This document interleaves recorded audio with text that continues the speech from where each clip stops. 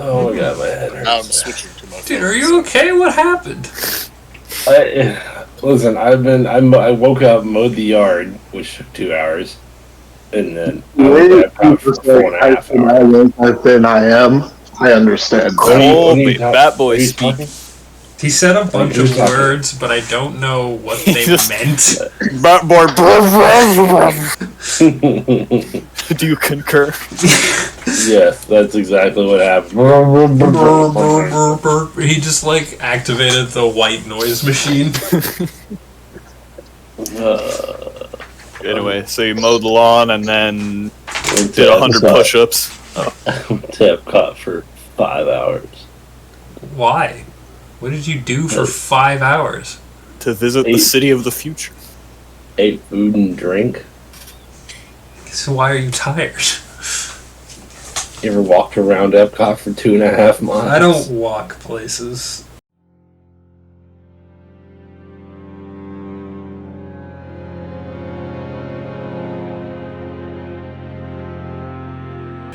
Last time, we got in a bit of a tussle at the campus. Some confusion broke out. Accusations were thrown around. And suddenly, the nice elderly couple, Carolina and Leonis Brune, dropped an illusion they were holding. And you saw that they were these brass and wooden constructs, enforcers.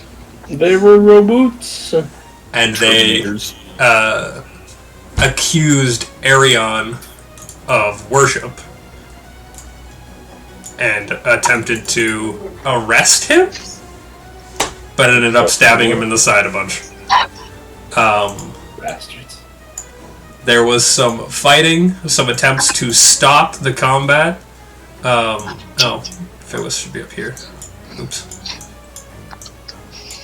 There we go. There were some attempts to stop the combat, but they did not seem to work, and now, Bloop, we come back to you at the top of the 4th round of combat. Listen, I have the most easy round ever. Hell yeah. Alright. All I gotta see is make sure I have the distance on a certain thing. My bardic performance, what is? Oh, bardic performance has no distance, is whoever can hear. So my action is literally start my bardic performance. You started your bardic performance last turn. I did? Oh my god, it's even better. Yep. Awesome. So I will do... is there a... Okay, so... Alright, cool. So it's whoever... It's literally whoever can do it. Yep. So... Isn't it? So my bardic performance automatically inspires courage and inspires competence? So it gives a competence bonus of... Well, I have an inspired courage, which at first level that gives a +1 to morale, +1 to competence. Yeah. So there's everybody just gets a +1 when they're under the effects of your bardic performance. I also have a +2 to competence with the incompetence bonus, so I have a +3 to competence right now. Okay. Alright, and then I'm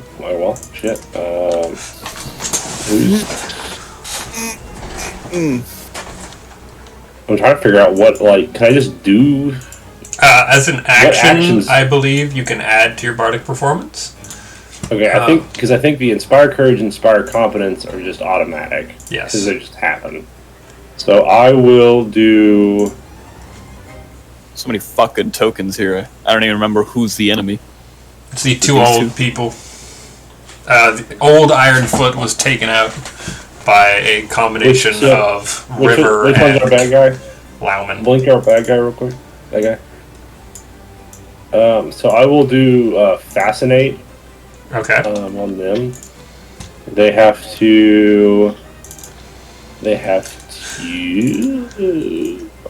Will save DC 10 plus half the bard's level, so 2, I think. All right.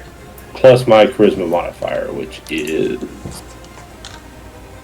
Oh, Jesus Christ. So 16. 16? Very well. Yeah. We'll So start. on the bad guys, I'll do a fascinate, which basically it's just a. All right. If it fails, this creature sits quietly and observes the performance for as long as the bard continues to maintain it. While fascinated, a target takes a -4 penalty on skill checks made as reactions, such as perception checks. So they just have to sit there and watch it Alrighty. if they fail. So you watch as you begin your pipe playing, I assume? Yeah, flute. Yeah, you begin your flute and your complex finger motions, and you begin with like this staccato noise that quickly grabs the attention of Carolina and Leonis Brune. You watch Leonis, his brass head like rotates around, locks on. You watch as like a lens like focuses, the aperture on the lens focuses on you, but then snaps around to face Lauman. The other model of the Enforcer is sleeker. You see she has like just a thin piece of sharpened metal shooting out of one of her arms that she has stabbed Arion with a couple times. You see that she looks at you, the aperture focuses, and doesn't unfocus. She's just staring right at you. Well, it seems like a bad thing. She's fascinated. Ah, nice. Cool. So, what does that do? Means they don't do anything. They just sit there and watch me instead of you guys. That's good. Cal. Alright. If I move over here, and then there, I assume the oldster will get a attack of opportunity on me. Yes. I'll do it. Okay. He will take his attack of opportunity. He will not, actually. He's going to save his reaction. Okay. And now, since I have flanking against him, I will attack. Let's see. Shit. Attacking. Oh shit. Oh shit. Oh, let's see here. Attack roll. Bonus? No. Yes. -2. I'm going to attack with both of my things. Alright. I think this is... What does flanking do? Does it give you a... It gives you a +2, and you are flanking him. So... It's just a +2 to hit, so it's... So that would be 21? No, Yeah. it's 19, because I get a -2 for attacking with both of my weapons, and then a +2 for flanking. Oh, okay. So 0 modifier. Then no, you do not hit. You can attack with both of your weapons when you move more than 5 feet? Yes? Not normally. Oh, that Oh, would that's right. Your two weapon attack is a full round action. It would be Right, another. right, okay. You would get the +2. So it'd be a 21 to It would hit. be a 21 to Then hit. okay, I forgot. Yes, you just hit. Okay, and then my sneak attack I think is 2d6. So very nice. So it says 6 damage. All right, you get a quick stab into his flank. I have to think to do math. quickly roll my sneak attack. All right. So that is that.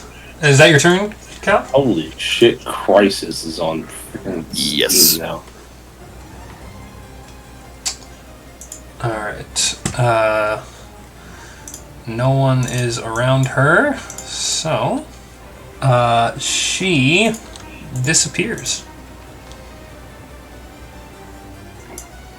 Can you see her still? Yes. Yeah, Well, the token changed colors, but it's still there. that's weird. Anyway, she casts a spell and disappears. And disappears. She disappears. He is dead. He is just going to shoot at Leonis. 3 damage. Okay. You watch as an arrow sails towards the same person you stabbed, Cal, and just barely grazes its carapace. Carapace. Alrighty, all the guards are gonna go. Great. That's okay. I'm doing them all in the same turn. Looks like most of them can't reach. Victor's gonna move here, stand on top of Old Ironfoot, and swing with his short sword once. Not quite. Terrence. Terrence. Is gonna move to 5, 10, 15, 20, 25, 30. Move there. And shoot with his light crossbow. Alright, hold on a second.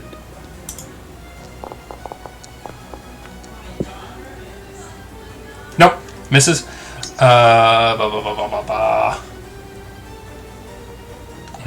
Bella moves up in front of you. Oh, nat 20s. That's a hit. Does not crit confirm though, so only 1 piercing damage to old Leonis.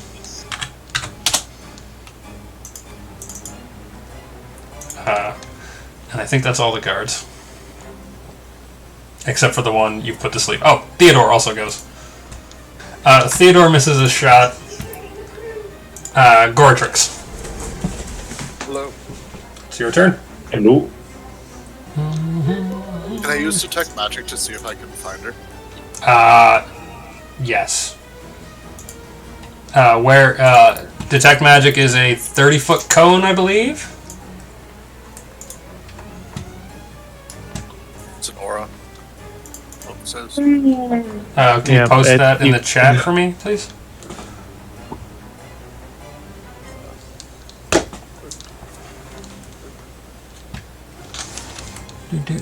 Cone-shaped emanation. Okay. The 60-foot cone. 60-foot cone. So, that's a pretty big fucking cone. Goes off the map. Yeah. So, where do you want to aim it? Nope. Yeah, that way. This way? No. You can set. You can. There's a cone option in the game. Yeah, but so yeah. You blast detect magic that way. Carolina Brune lights up. Arion lights up. Lauman lights up. River lights up. Leonis lights up. Cal has a magic item on him. This woman has some magic. He has some magic. Basically, everyone in that area lights up, but you don't see anyone using an invisibility spell. Are you doing anything else in your turn? No, that's it. What the fuck was that?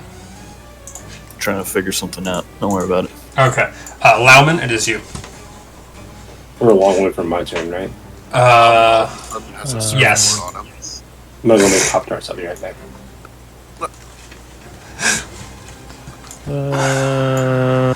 Let's see. I think I'm going to put a kinetic cover up between me and Old Man Robo. So you're just gonna raise a shield between the two of you? I'm going to use a standard action to raise the shield up between our two squares. All right, cool. And then does this for my previous move one action- go away? Nope. Okay, cool. I can have as many around as twice my Constitution score, or twice my Constitution modifier. So he can't stab me. All right. And then I'm going to fly up 20 feet. All right. So you fly up 20 feet. You just up into the air. Is that it? Yeah. Yep, that's my standard action and my move action. Cool. Well, Leonis was gonna do something on his turn, but now he's not gonna do that. Okay.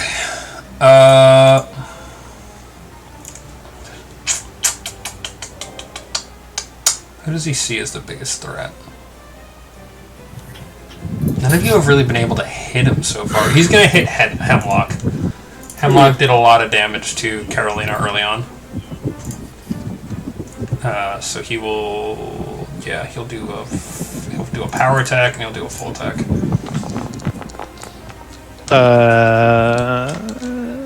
Can you only... Check something real quick, because my wall might be helping him. Oh, yeah, you know, you're right. I don't think it's going to stop the attack, but I think it's going to give him a bonus to his AC.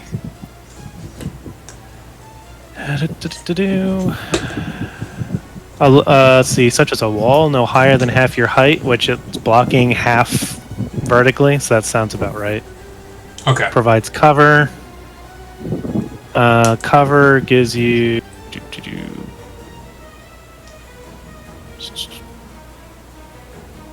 If the creature has cover, but no more than half the creature is visible, it gets a +2 to AC and a +1 on reflex saves from that direction.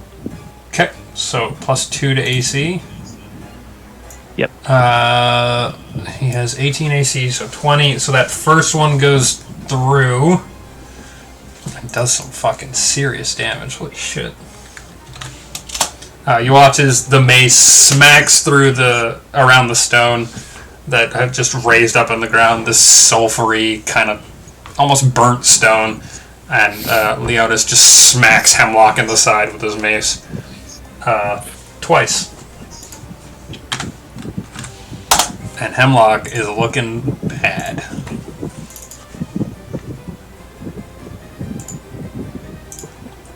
And for note, the walls have 0 AC and 5 hit points. Okay, so and a hard 2. So if he wants to dedicate a swing, it's easily removable. Alrighty. So that's what he does on his turn. Ilvan. Does she think? Got Pop-Tarts and Scotch. It's a good. Okay. Traditional post-Epcot lunch. Yeah, love that. Sugar and Scotch. Ilvan is going Scotch to get rid of the heal Arion.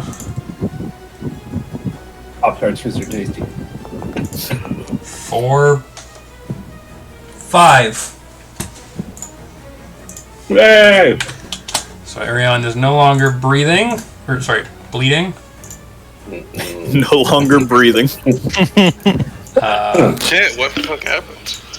Wild what kind of shit. heal spell is that? I guess technically you could heal somebody and they no longer breathe. But Jesus. I will heal you of your life. River. Well, she's gonna take a 5-foot step back and not get hit. No, my flank! Don't worry, you'll get your flank back, maybe. You have to be on all sides to flank, or as long as somebody's... You have to be directly across. Yeah, I need someone directly it opposite. works opposite. Yeah, I think in that's a D&D it doesn't have to do that. That's a flank. It also works if I catch him flat-footed, but... Yeah, So your sneak attack works against flat-footed, but it doesn't give you the +2 to hit. Yeah. Yeah. Well, the sneak attack's what we're looking for here. Yeah, looks good. Alright, she is gonna try to cast Mental Block. Because otherwise my dinky little short swords don't do much damage. Yeah. Remember that all of you have like a +2 competence bonus, or +3 competence bonus. Just FYI. Oh, shit. I haven't been adding that. Well, then I would have hit even harder. Yeah. Yeah. Everybody has a +3 competence bonus. The competence bonus is to hit, right? Yeah. Yeah, to attack. On attack. Okay. Okay. So damage is all still the same. Yeah. No damage change, but it does help. Needs to make a will save? Oh, he might. That's nice, because I'm not very accurate. Nat 1! Nope. He makes it. Alright. I will mark off... Oh, it automatically did it. Excellent. Okay, so that's River's turn. Led, my man, what are you up to? Let my Alright. people go. So, Hey, I'm just watching that movie right now. Good movie. Good film. Led's gonna take out a piece of candy from his pocket, Okay. What? pop it in his mouth, start chewing it. Brings up his blowgun and spits a giant ball of like loogie at this guy's feet as I cast grease on his feet. Oh, okay. That's pretty gross. Let me Very well described. post my friend. post the grease spell in the chat for me. Grease flavored candy. Use spell. Use. One object or 10-foot square. Well, a creature is not an object, so that would need to be a 10-foot square. But his boots are an object, so I'll allow it. That's No, Alright. specifically because I think it's cool. A reflex save or fall. Alright, what's Or your fall. spell save DC? fuck. You're asking me? Yes, I'm asking you your spell save DC. Who, me? Hey, Uh, who's this guy? Why is he dead? You cast with... What's your casting stat? Oh, the enforcer underneath him is dead. What- Intelligence. What's your intelligence modifier? 2. So it's a DC 13. DC Or maybe 13. it's charisma. Hold on, let me actually. The summoner, I think, is charisma. Okay, then 3. So 14. So 14. DC 14. Alright, he has a pretty high chance of failing this. Oh, okay. Should've kept my mouth shut, sorry. You spit the loogie at his feet, and it does look like it trips him up for a second, but he manages to plant, and your magic ball of gum does not stop. Is that a reaction check? No. It's a reflex There's check. no... Reflex. it's the same. There are no reactions in Pathfinder. Oh, but he probably made his save. There are immediate actions you can take. There's immediate actions and attack of opportunities, but there is no category of reaction. Listen. My thing says made as reactions, so there's a reaction of some sort in this game. Alright, so that's your turn. What would you like Carbuncle to That's do? a big ass ball of water there on me. White and main. Alright, so when you roll his attack, add +3 to it for the song that is playing, thanks to Blue. Okay. And you do not get a flank on top of that because I'm flying. Yes. So I'm not in melee anymore. Can I 5-foot step and still take a full round? Yes? Yes. Yes. Who's getting two? So I'm gonna go here. Carbuncle is a strategic genius. He's pretty good at pack tactics. Only had pack tactics. If only. I'm once again asking you for a flank. So 1, 3 attack bonus. I'm holding Bullet. up. I'll do single attack and 2 single attacks for maim because it's bite and 2 maim. Yep. If you're getting 3 from the competency bonus and now you're flanking, you're adding 5 to his attack bonus. Okay. I think there's a button for flank, though, isn't there? Is there? I think so. I don't see it. Oh. Well, then never mind. So attack. So that hits. You watch as Carbuncle bites into the wood of this guy's leg. 5. Again. Yep. Ooh, that one does not hit. Check. Neither does that, unfortunately. Damn. So you watch as he manages to get one good bite, but then Leonis is paying attention to him. Okay. Hemlock, who's on death's door, as a swift action, is going to lay on hands himself.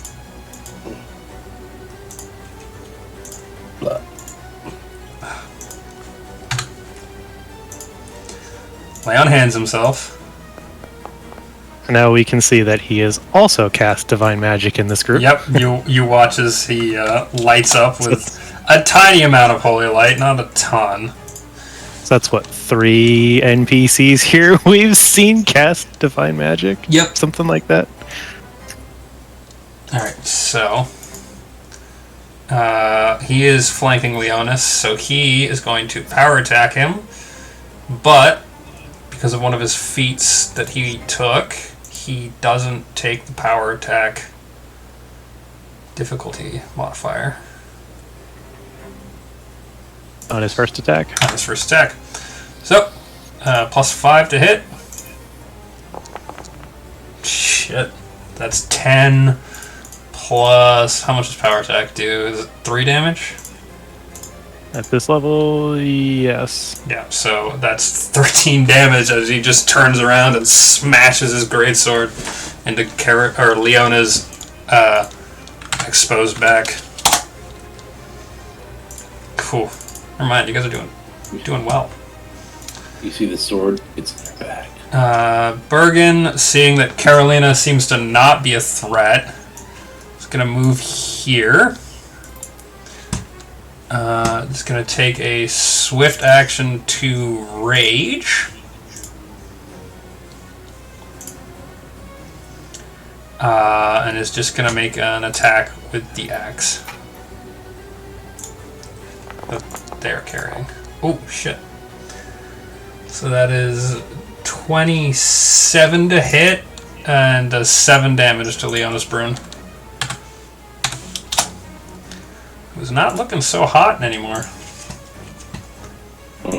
Arion, who is now no longer dying. Oh, has to break your fancy wall to be able to attack Leonis. But we'll first... Let's get +3 though. We'll first heal That's right. himself.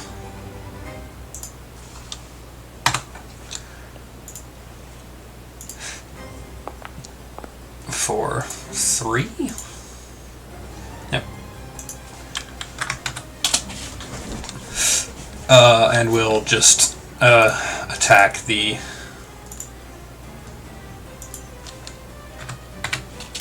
wall. He almost didn't hit. Okay. Oh no, I'm sorry. Apologies. That +1 competence from Inspire Courage actually does work on damage. So it does it do damage or attack? Both. Both. Yeah, buddy. Alrighty. So There you Arion go. destroys your lovely wall. Bring down this wall. Mr. Gorbachev. Okay, so they should only be getting +1, not +3. Well, it's +1 on for competence on attack and weapon damage. I don't know. Is it so? The +2 for Inspire competence is +2 competence bonus on skill checks with a particular skill. It does not give a particular skill. You're using Inspire Yeah. Competence, right? It's both. I'm using courage and confidence. No, you can only use one at a Okay. time. And you're Now that doesn't say I can't. Where does it say that I can't use both of them? it says. Hold on. Changing a bardic performance from one effect to another requires Yes. the bard to stop the previous performance and start a new one as Oh. a standard action. Yes. Okay. So it Alright, doesn't well, say you it's- can't run them both at the same time. It says if you want to run the second one, you have to stop the first one. Yes. Yeah, I got you. So we'll just it was a +1 on attack and damage. Okay. So Yeah. Courage gives a +1 morale bonus against Charm and Fear and a +1 on attack and weapon damage rolls. okay. So it's on, Inspire Competence gives a +2 bonus on +2 skill on- checks with a particular skill. which is kind of annoying that it says on a particular skill. It doesn't say a skill. It's So you on a- just pick one. All right. So Which I don't think changes anything. it does because if you choose which one you're doing now, will depend on whether or not Carolina Brune is allowed to act. Is it my turn? Yeah, and if you do Inspire Courage because you're below 5th level, it is a +1 to attack and damage rolls, Yes. Yeah. not a +3. Yeah, I got Okay. So which one are you doing? that. Yeah, I'm doing courage. You're doing courage. Okay. Carolina Bruin gets her turn then. So that's Arion's turn. Blake's turn. Yeah, he's thrown in his lot with you. He's gonna shoot at Dickhead. Even with all the bonuses, he fails. So, that's him. Granny Blue is gonna move up here. And she...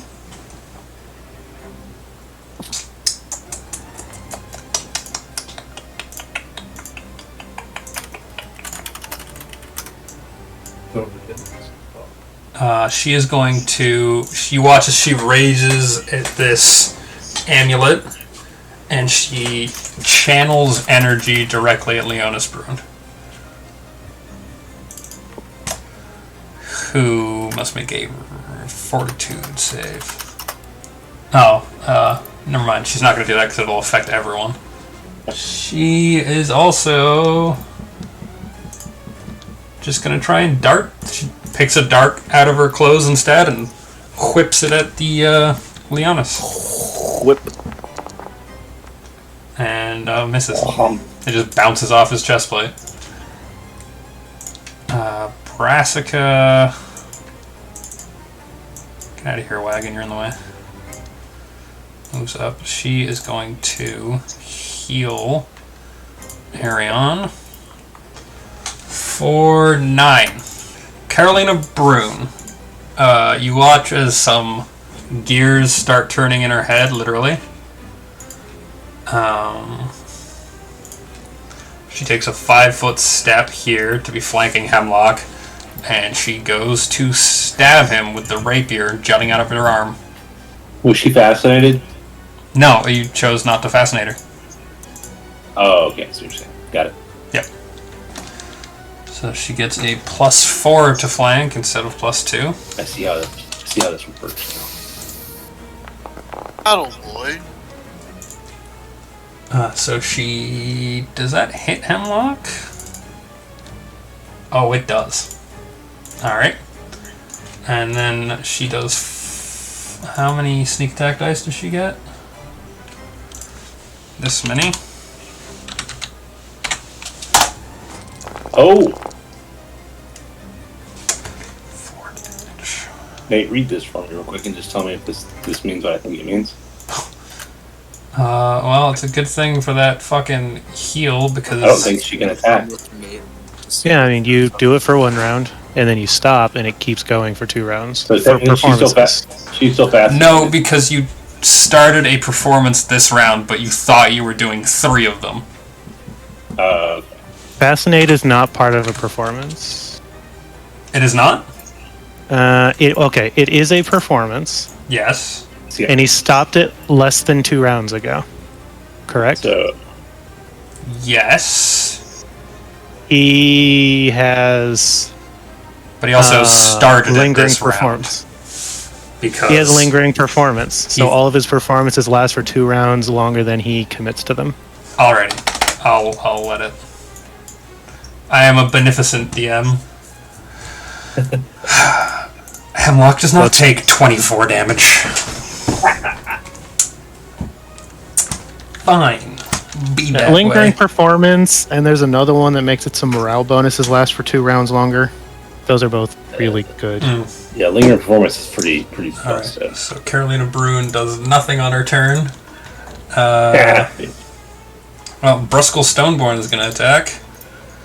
I'll show you Bristol Stoneborn. Will you? He gets +3 Alright, so now because I he's figure out how the flanking. character works.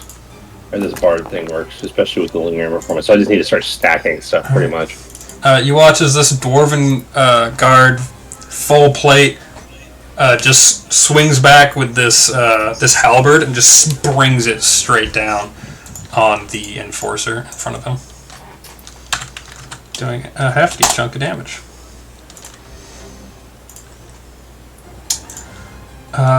This guy, he doesn't do anything. Bloop. It's now your turn. Blue. Oh wow, cool, awesome. You can continue a performance as a free action. Yep. Are you? So right now I'm inspiring courage. Yeah. Yes. I have one more round on fascinate. Yep. I will just. No, I don't think that will not make the lady who's invisible visible. So I will just continue my inspire courage. I don't think I can attack if I'm in a bardic performance. You maintain it as a free action. So you can do a normal turn as long as you commit to keeping that one around. Yeah. So this person is bad right here. No, that's on your side. The person in the middle. Ah. The old people. The old people are always bad. The old folk. The boomers. And then so I will. I'll just. That's. How do you grab your character? You have to switch off the ruler, and then there you go. Me. I think I can move there. I can get there. Okay. I will go there. I will continue my performance as a Inspire courage. Yep. Okay. But I still have one round of fascinate, and I will just attack. I think I get flanking. There's Yes. nobody here. You get flanking with Victor. With who? Oh, I see. Okay. Yes. He's standing over the corpse of the old. Do I put You do attack bonus. Attack roll bonus just a 2? 3. Inspire courage, flanking. I don't think I get inspire courage. Okay, so then just 2 I don't for get my flanking. own stuff. I'm just gonna take 2 and all. To inspire encourage in his allies, including himself. Yes. Oh well, look at there. Wow. Because I know you don't get inspired confidence, which I think is weird, but okay. That makes sense because you're focusing on playing a song. I moved, so single attack. You watch his bloop, one handing his pipe in his mouth, the other with a rapier, leaps forward to slash at Leonis, and Leonis parries it with ease. Just flicks his mace out, doesn't even look at you. Ouch. Cal, you are now flanking with Carbuncle. Epic. Hold one second, just let me make sure. I'm gonna attack Alright, please. with what's the attack bonus I get from Shithead? That's Flanking, Sorry, you get Mr. Shithead. flanking. You You're get getting 2. a total of 3. You're getting a total of 3, and Yeah. you're losing 2 from 2-weapon fighting. So you're a net of 1, Okay. +1, sir. +1. That's still +1 and you still get your sneak attack damage. Here we go. if you hit. First Good boy. attack. No. Bro. Alright. Second attack. I'm really loving the Roll Calder better this time. Eternius rolls. They're making me laugh. What is that? 18? You come forward with your short swords. 1, 2. The first he lightly dips by. The other he uses his offhand to parry out of the way. Is that your turn? He's too powerful. He's very Can't be strong. beaten. He's very strong. He must be the You do notice, actually, he's very injured. You guys have done quite a lot of damage to him, collectively as a group. Okay. You don't see anything happen. He's dead.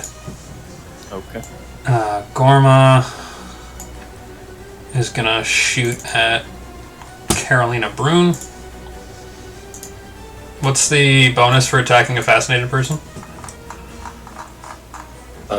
Sorry. Okay, so if I hover over where that invisible bitch is, it still lets me see her. Stop. How about that? I didn't do it on purpose. It was an accident. Please. Just letting you know. I'm not a Foundry master. I saw that there was an invisibility buff, and I was like, that'll be it. Everybody's mouse starts moving. Just He's just out of ammunition. No, he's not. There is no bonus for fascinated creatures being attacked, Okay. as far as I can tell. So he just They gets just take plus one. penalties. He just gets a plus one. If you do Ooh. even missing, just making the attack does cancel the fascinate. So Yeah, if you're attacked. You watch as Gorma pulls an arrow, has another in his offhand, goes to fire, and just snaps the fucking string on his bow, and then he throws it at her and misses. Anyway, she's no longer fascinated. You rolled a nat 1 and a 2. All the guards. Victor. We'll do Victor first. Victor. He gets +3 from flanking.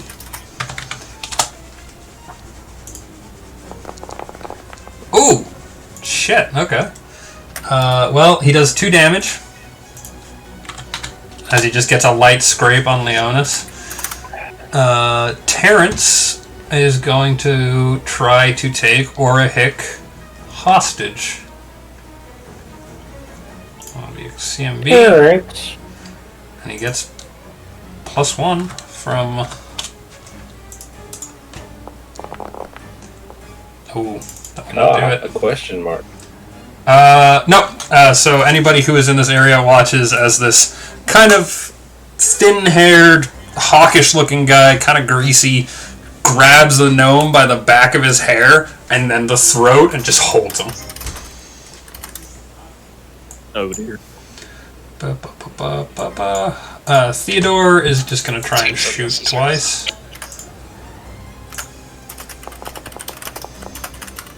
Nope, misses. Bella is going to go and try and wake up her sister, actually. Because you put her to sleep forever ago, Bloop.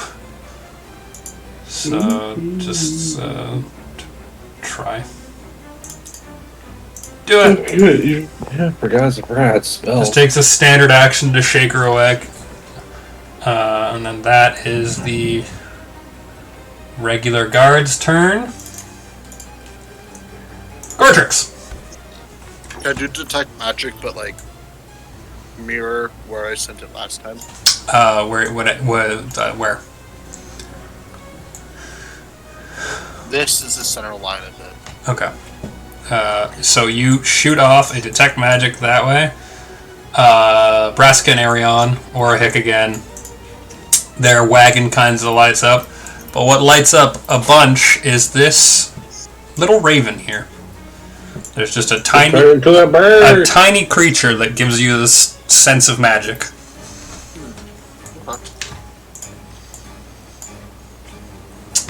Is that it? Alright. Lauman.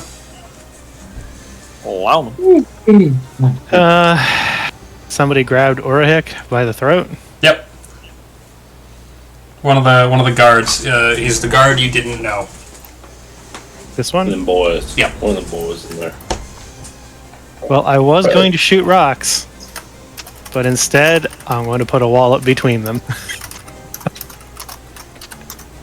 Now, how does that work when he's already grappled him? I don't know. Can you post? Figure This it is, out, DM. this is a weird rules interaction. Can you post the? Oh, look, Mr. Know-It-All doesn't actually know it all. I never said I knew everything. Yeah, about Nate, this game fucking system. asshole. Fucking asshole. Okay. Teach you a thing or two. You know what? From now on, I'm only going to help the DM out. Haha, fuck you guys. I win.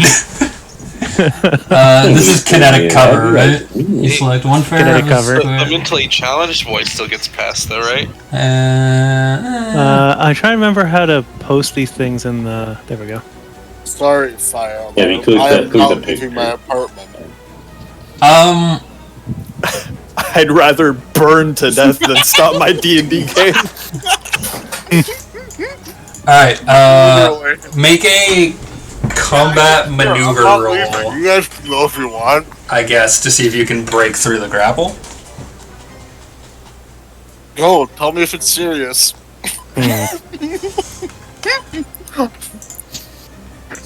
This is the last session That- Colby will be here. I think that makes sense. Like combat maneuver check with your Is that- kinetic Well, cover. since I- Fourth degree burn. Since I'm not doing it with my hands, I'm trying to do it with my spell. Would I use my spellcasting stat instead of my strength on the combat maneuver? Yes. Okay. Because it's not you doing it yourself. You're raising a stone between them. Inspire and caster stat. Yeah. Yes. Oh, are you not inspiring any courage over there, homie? He's not doing his bardic performance now. That was a bad roll. Alright, let's see. Been detecting magic. You go to raise the wall between them, but Terrence rips Orahik the other way, and the wall comes up, but he's still got him. This is where we end up with a really weird rules interaction, right? Because like he can't move when it's not his turn, and the wall blocks the entire side. Here. Yeah, it's so odd. It's because it doesn't stop the cast from happening, so the wall's gonna be there, and it physically precludes him from being able to occupy the space. It's just, I mean, it'd be great if I cut his hands off, but I doubt that's what's gonna happen. It's just the way that the kinetic cover is specifically written. Yeah. It's not a combat maneuver, it physically exists. Right, it's but not... it breaks up a combat maneuver that's already happening. Yeah. So I suppose he could make an attack of opportunity against the wall to see if he can break the wall as it comes up. Yeah, we'll do that. Okay. And we'll remember. So it has an AC of 5. Yeah, so I mean, to see if he doesn't these roll guys around. roll like ass. I'll give him -2, which becomes -1. And he can only attack with a one-handed something that's in his hands. So if he rolled doesn't have a weapon, 13, which hits. All right, and he did 5 damage, so he breaks the wall. He had a one-handed weapon already in his hand? He had a short sword in his hand. Okay, and he did how much damage? 5. Hardness 2 HP. Has hardness of 0, AC 5, and 2 hit points per kineticist level you possess. How many hit points do you have? I'm only level 2. So, yeah, boom. He breaks the wall. So he, as it's coming up, he cuts it down. And he's holding the gnome by the throat, and he gives you this look like, what the fuck are you doing? Is this divine energy? He just looks up at you like super confused. Alright. Are you doing anything else in your turn? You're free to move. No one can hit you. I don't think so. It's not really anywhere better for me to be. Fair enough. Alrighty. Leonis on his turn. He's looking rough. Did he actually have that little mouse that he has in the picture? No. Or did he? I was hoping it was also a robot mouse. None of you recall him with a mouse. Okay. He's pretty hurt right now. He is going to... You watch as he places a hand on his chest and runes appear and start spinning and spinning around them. Calder, you recognize them. They're written in the same language that the law is. It was written in law. It was written in the same language the law is written in. You betrayed the law! I'm gonna need that. I'm gonna need you to say that one more time. Oh, sorry, I did the wrong spell. Fuck me. He's not listening to me. No, I'm doing things, my friend. I'm sorry. You can't be the full focus of my attention all the time. Alright, you watch as these runes spread out, covering his body, and his carapace heals. I knew you'd say that. He then steps directly beneath Lauman. So anyone who would like to may make a... Again, with the I'm only helping the DM and the retard now. If he takes a 5-foot step, nobody can make attacks of opportunity. Yes. So he makes a 5-foot step. That's what you get for giving me shit. I didn't do it. I didn't do anything. You guys laugh. I did. That's Leonis' turn. Ilvon on her turn You know what? And another thing. She's gonna cast guidance on River. Sure. River has +1 to her next roll. +1.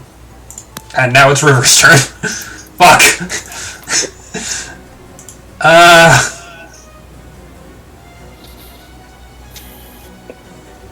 River's gonna shoot with a crossbow.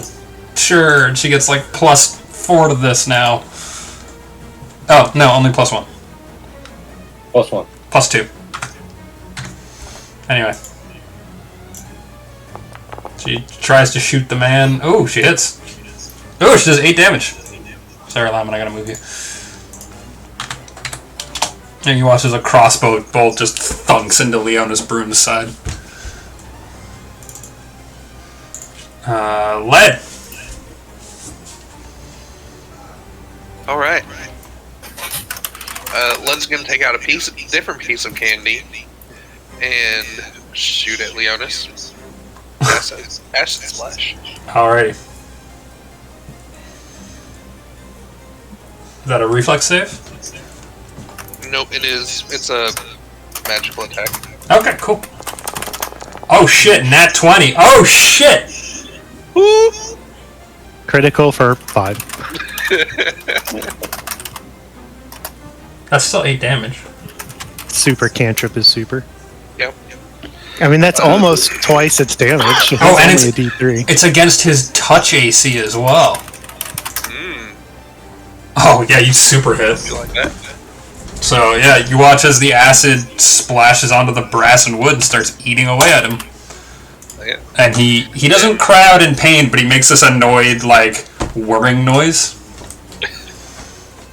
And then Carbuncle's gonna 5-foot step on top of this dead dude. Okay. Oh no, And- there's a person there. There's a person there, sorry. He can 5-foot step forward here Yeah. and flank with Arian. Yeah. Oh, Arion's yeah, that'll providing quite a lot of flank there, actually. Flank man. He was He's so large, providing- my brain he's just providing a discounted flank. him. Here and here. Yeah. Yes. Attack. I don't get bonuses anymore, right? Yeah, you do. Just the two. You Yep. still get a +3 to hit. You get a +3 to hit, my man. Plus 3. Yeah, 2 from flanking, 1 from bloop. Okay. And damage also gets 1 too, right? Yes. Yes. Oh, so that acid damage should actually be 2 more. No, it's 1 more. 1 more. It's 1 more to the attack. Okay. The order of operations. Cool. Sadly. So he goes to bite, and Leonis just dodges. Can't quite hit him.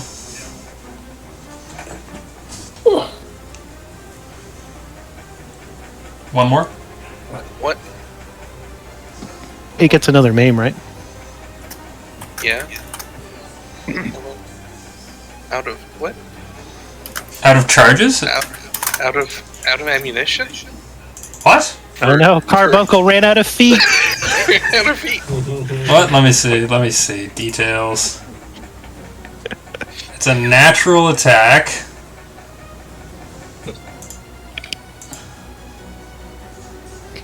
It doesn't have limited automatically deduct charges. No, okay. Try again. There you go. Alright, 24 hits. So that's minus I bonked him. 7 damage. You watch as Leonis, who recently healed its carapace, reels back in pain again. Now it's Hemlock, who is going to give Oh, a... his 6 already included the bonus damage. Oh, did it? Yeah. Yes, I put it on the roll thingy. Alrighty, well, he's still pretty hurt. Hemlock is going to... Sorry. Once again, just try and hit him with the greatsword, so he gets +3. His damage bonus is +4 because he's gonna power attack again. Starting to think this fire alarm might not be a false alarm. He still manages to miss though. He says as he's burning to death. It's a little warm in here. Bergen is raging, so 5, 10, 15, 20. 25. Gonna just try and hit Carolina now. Carolina. Doesn't have power attack, okay. So that's 17 to hit, which does not hit. So Arion, does he through Smite Evil know stuff? He can. Let me check to see what type of action it is to detect evil. No, I have it right here. If he uses Smite Evil, then he's used up his use for the day. And he doesn't know if it's evil before he casts it. He used Smite Evil on Phyllis last time. I was trying to see if it told him He only has a one. She is. He only has a once per day, so that is the Smite Evil. And Smite Evil doesn't grant visibility. Yeah. So as a move action, he can detect evil. He doesn't need to move. So why not? How far out is 60 feet? He has to be able to concentrate on a single item or individual, and if he doesn't know where, then he has to guess a square and hope. And then there's still a 50% mischance to have him be like, this point in space there, and have it not be the thing he's trying to detect. It's not sonar, you pick a thing. I see. It's easy to just call it sonar because a move action is 3 seconds. Yeah. So you can effectively walk into a room and just ping, ping, ping, ping, ping, ping, ping, everything constantly. But in combat, he has to guess a square, and it's a 50% chance. In that case, that's his move action. He's just gonna attack Carolina Brown. Carolina. Oh, Leon. Yeah, he's gonna attack Carolina. He gets +3. +1 to damage. He watches he rears back with his lance. And fucking misses. My god. And Carolina just dodges out of the way. He almost hits Bergen behind her. It. Them. Beep boop. Beep boop. Granny Blue isn't going to do anything this turn. She's tired. Brassica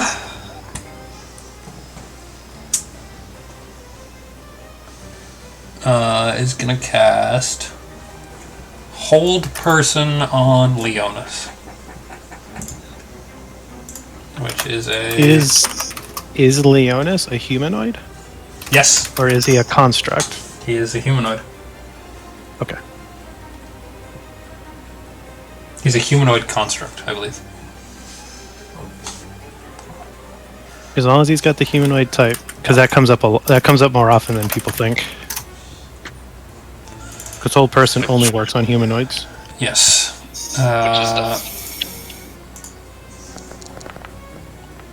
Oh yeah, he makes it. Okay. You watch as his wooden brass frame holds for a second, and then he just shrugs it off. Carolina has her pick of targets.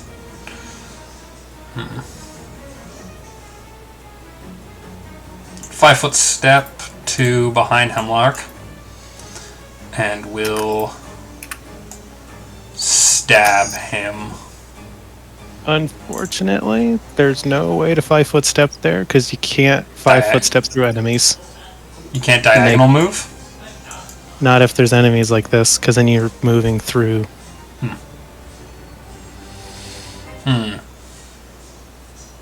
That's how you trap people, specifically.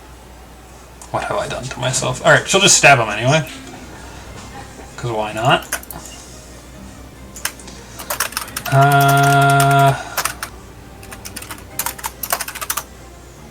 Can't get her sneak attack. Yeah, okay. We'll just full attack him. So the first one is 15, does not hit. Second one is 4, does not hit. Unfortunate. Hemlock manages to get out of the way. Bruskel Stoneborn. Move up here. Moves forward, and again, he's just going to power attack and try and take out. Nat 1. Cool. Orahik is going to try to break out of the hold. Rolled a 7. Cool. Does not manage to break out of his captor's hold. Bloop, my man, it is you. Wonderful. Yes. I will continue the Inspire Courage. Alright, it's your free action. And then we'll move to here. Alright. And I will attempt to attack this. Oh, wait, sorry. I keep forgetting this. Wow, spells. None of them are useful. They're all not attack. Okay, I'll just attack her. A plus uno. Or sorry, yeah, plus 1? Plus 1. Plus 2. Plus 3. Plus 3 from the. You get Inspire, Courage, and Flank. Oh, Because you're flanking with Arion, because he's a large creature. seem to go add pick.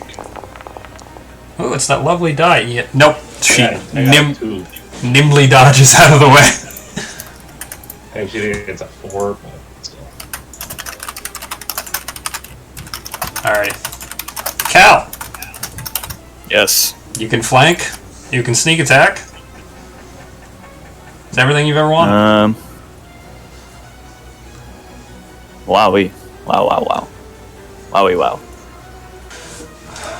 Yes. I'll go over there. Is that a flank, or is he in the air?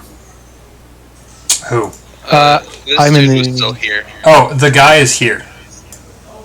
Oh, Underneath. okay. Okay. Lauman. Then I will stay and I will hit him. Okay. And you are still getting a flank from Arian. Yep. Here we go. +1. Well, you get +3. You're flanking. He gets a minus If I- 2 because he's attacking If I twice. attack with 2. Oh, right. Yeah.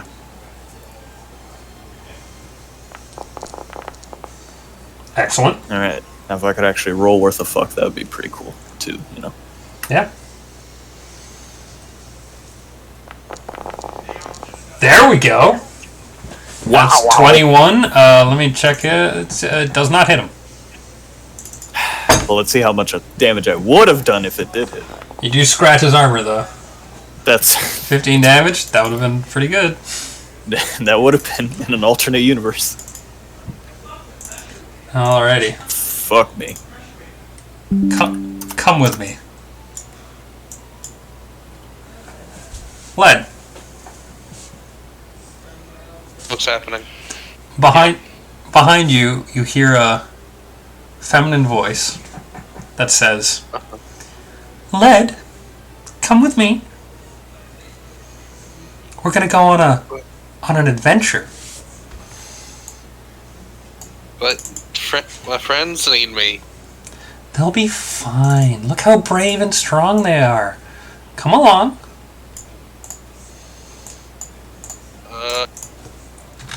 Okay. So you say to follow? Yep. Okay. You. I don't know what your plans are with Carbuncle is, because he starts he does not do well with actual distance from me. So a hand takes yours Hmm. and will begin to lead you away this direction. Okay. Just off into the distance. Alright. Old Ironfoot is dead. Okay. And Gorma doesn't have a bow that works a fuck anymore. 21 plus 3. Alright, so Victor ends up hitting Leonis Brune for the first time with a short sword. And does 12 damage. Victor, a big boy. And then Bella and Donna. Donna! Bella moves here and is going to try and grapple the kids.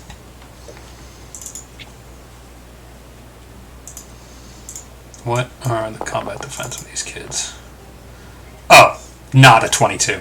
Okay. And then Donna, who is no longer asleep, even though the sleep icon's still on there, because I'm dumb. Okay. Just grabs the sleeping kid. Terrence continues his hold of Orihik. And that's all the normal guards. So he just keeps holding on to him. He doesn't make any effort to hurt him. No. He's just got him by the throat. He has his short sword ready, but he's not... Like, he's just holding him. Okay. Yes. Theodore is going to move up with his buddy Gorma to block some space, but doesn't take any hostile actions. Gortrix, are you dead? Did the fire kill you? No, actually, the alarms went off. So we're good. So you're either dead Or the alarms have been burned away. Yes. Are you done? Can I grab the bird with my scarf? It is... Can you see the bird? It's 30... Oh, the bird's over there. It's 30 feet by 40 feet. So we gotta calculate the hypotenuse. No. My scarf elongates to 100 feet the first time it is thrown. Well, this is not the first time you've thrown it. I'm assuming for the function of the spell, and since I'm recasting the spell. Hold on, I gotta find the square root button.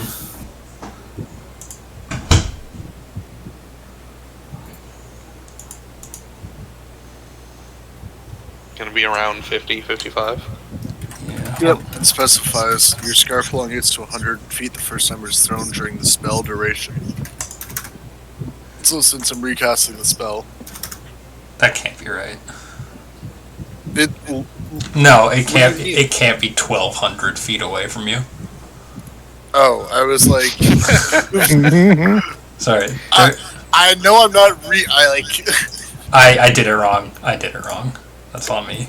30 squared plus 40 squared equals 2,500, and the square root of 2,500 is 50. So, yes, you can try and grapple it. I believe it was a combat maneuver bonus, we said? I think so. So roll CMB, my man. Why are you attacking a raven? Well, because you said it was magical. It is a magical raven, that is Because true. it keeps rapping on his chamber door. Nevermore. You throw Nevermore, your he says scarf it out, breaks his neck. and the raven just aerial combat rolls around it. Damn. Alright, are you gonna move, or are you gonna stay there? You gonna do anything? Does it fly over him, shit on him? No, it Dang doesn't. dang old man. Dang old boomhammer, man. Did you do anything else on your turn, Goretrix? Dang old, No, I just want to do that. dang old I rabbit on my hope- chamber door, man. Hope you got an app or a calculator handy, because there's flying throughout this whole game. Yeah, I have a calculator right here. This is Rounding up to the nearest 5-foot increment. Yeah. It's okay. The square root of 30 and 4, or the hypotenuse was 50. I'm an idiot. I forgot that. Basic mathematical concept. Anyway, Lauman, it's your turn. How could you be so silly? I don't know. I'm fucking dumb, I guess. Are we treating this as this bird isn't doing anything hostile, right? You just watch Gortrix shoot a fucking scarf at the bird. That is, Sure. as far as you're aware, wasn't there until he threw a scarf at it. I mean, so the bird flew in and has just been flying over there. It hasn't like It hasn't attacked scarf. anything. As right? far as you're Creates aware, birds. it has done nothing. It Okay. has literally just been chilling there. Yep. Bro What a below jerk. me is still below me, right? Yep. Still But up. I am curious. I'm going to go up another 20 feet. So you're at 40 feet now. Same level as the bird. Watch out. Gortrix has a problem against flying people. Yeah, I'm waiting for the scarf to reach up and try to grab my ankles. Alright. You are now higher in the air. And I suppose I will goop you. Alright, so you watch as Lauman soars into the air and these kind of fiery rocks summon up above his head. And for the first time this combat, I'm actually going to try to deal damage. Lauman threw a brick at him. Let's see it. Bonus 1 to hit, bonus 1 to damage. Watch me miss. Rolling that one. Hit single attack, come on. No. Bless you. The rock you shoot that like comes out of the air is you. What do you do to throw your rocks? I mean, the way that the fluff is written is I pull them from the elemental plane and portal them out as a ranged attack. So So you- they shoot out of my hand from nowhere. So you just like Iron Man Some hold fiery your rocks. hand and like. I mean, I probably use both hands Okay. because, well, no, I guess it is a one-handed attack. So yeah. So sure. you shoot a rock out, and you watch as Leonis Brune, who has been, it looks like gauging his options of escape at this point, just kind of like spins in place, and the rock impacts on the ground behind him. Is that you're doing on your turn? Yeah, that was my amazing turn. Alrighty. Leonis Brune. I need to read this thing that he has and can do. You watch as Leonis Brune and Carolina Brune suddenly trade places. Oh, oops. I moved Lauman instead of Leonis Brune.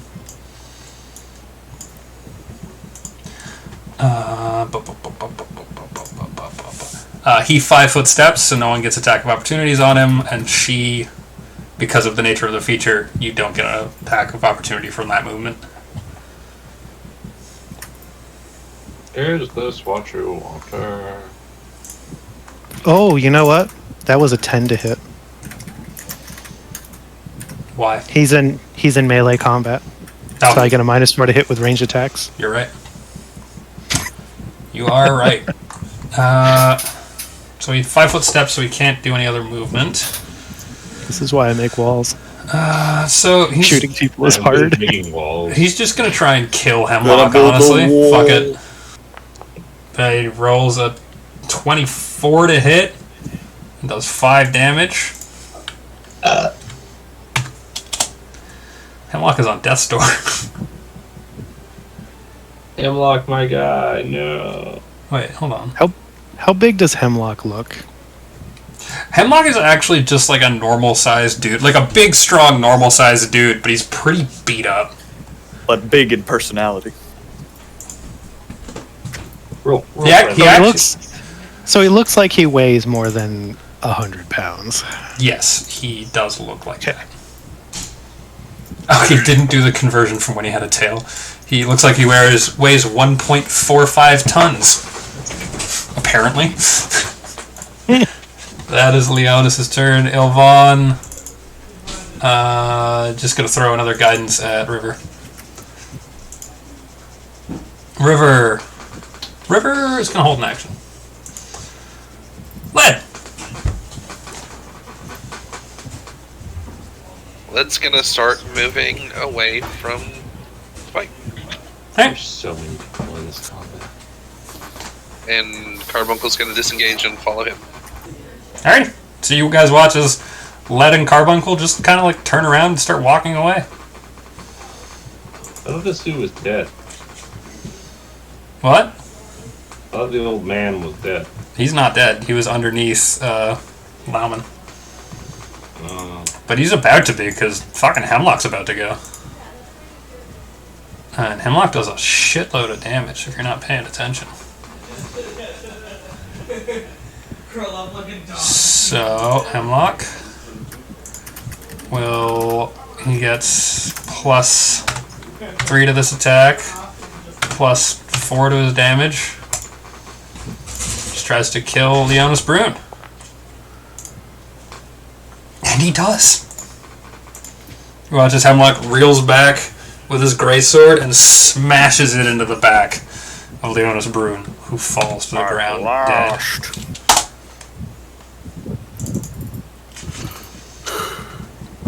So let's. Where's the button for dead? Button.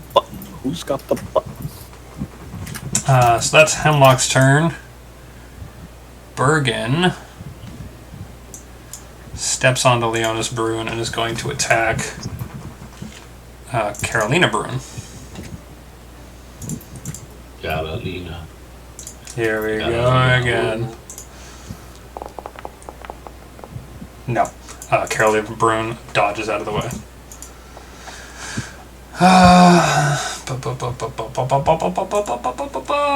Arion is going to focus his attack on Carolina Brune.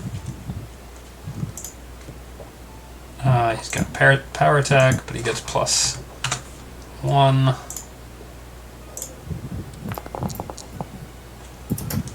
I don't think that manages to hit. Nope. 12 is not going to do it, Arion. He misses as Carolina Brune just snakes around. Blake just kind of puts his head in his hands and falls to the ground. Granny Blue puts her hands together and looks to the sky. Brassica is going to try and cast Sleep.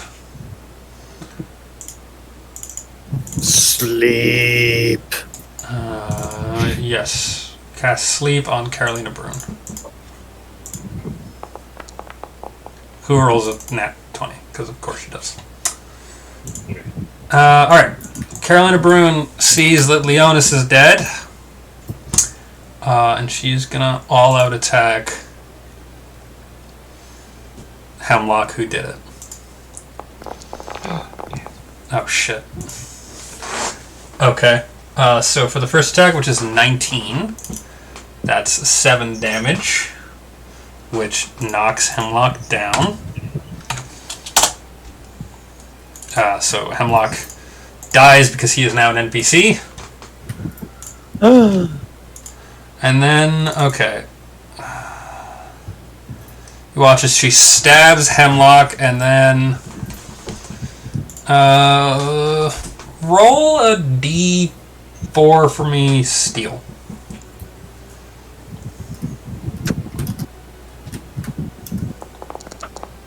Okay, you rolled a 1. She spins towards you and puts her rapier in you, dealing 20 damage. Fuck. 20 damage. And you are also now bleeding. Okay. So, I'm down to 3 points. Mm-hmm. She's then gonna... Yeah, she's gonna risk it. She's gonna start fleeing. So that's 5. So Victor gets an attack of opportunity, and so does Bergen and Arion. 10. 10. So Calder gets an attack of opportunity, so does Brusco. Well, before she goes too far, she does need to stop here Yes. for Arian, because if Arian attempts to do a combat maneuver for his attack, it could stop her movement. What kind of combat maneuver are you thinking? He could try to do a trip. Okay. He will try to do a trip. So combat maneuver bonus. He rolled a nat doesn't 20. Okay. Well, Carolina. so she's gonna. Carolina So Brune she's still here then. Carolina Brune fucking falls over as she tries to flee. She does get an attack of opportunity because I don't think Arian has improved trip. Alright, sure. Not that it'll stop it, but maybe get some free damage. Yes, fine. Where did her character sheet go?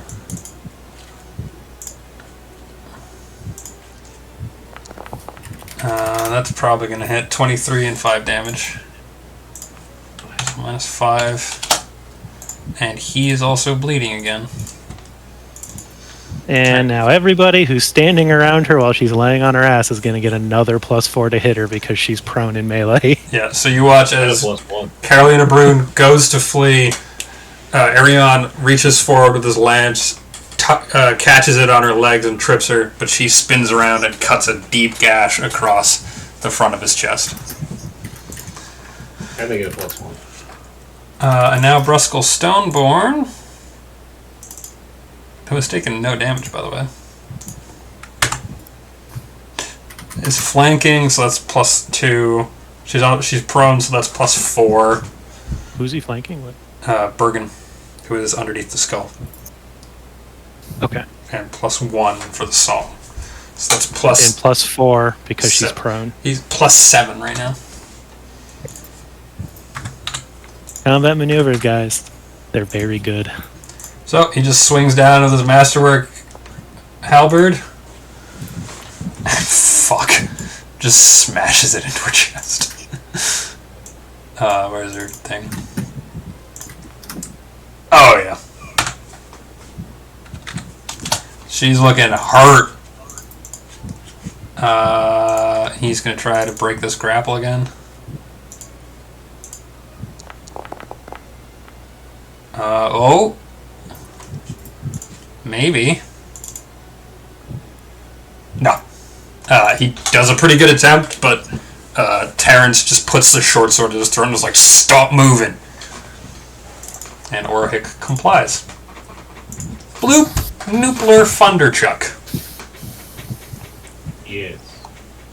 Hemlock is now dead in front of you. One of the enforcers has disappeared. Where's the lady at? Underneath Lowen.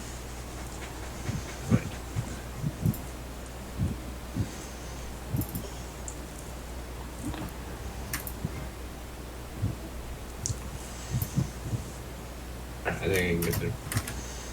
I will move there. Okay. You get a +7 to hit her. She is prone. Is that counting my? Yes. Nice. Damn.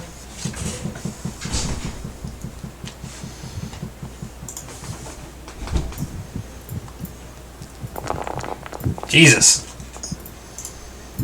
So that's 2. Do you crit confirm? You do not crit confirm. So you deal 2 damage to her while she's on the ground. She's still hard to hurt. She's made out of brass and wood. It's hard to hurt that. Fuck hell. Cal, at the start of your turn, you take 5 damage. Because you're bleeding. Okay. I'm dead. You are unconscious. Dead! At -3 health. Which is important. Fucking Wait, dead. no, -2. Zero doesn't count as a number. I had I suppose. 3. Well, you're At now at 3 HP. -5. Because I don't. Okay.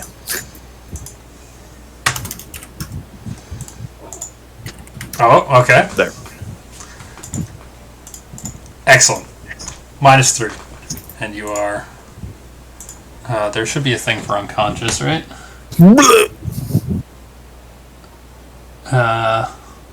Whatever. You're unconscious. Fall unconscious next to Hemlock and hold his hand as we both die. 2 or 1, old friend. Dead. I didn't know you before this. Gorma is gonna hold his action. The guards are all just kind of like standing around, kind of waiting to see what's gonna happen next. Gortrix, it's you.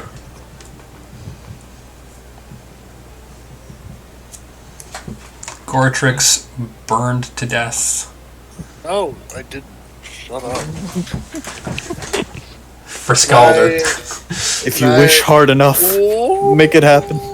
I'm gonna try wrapping the lady up now. Okay. Lady. She's prone.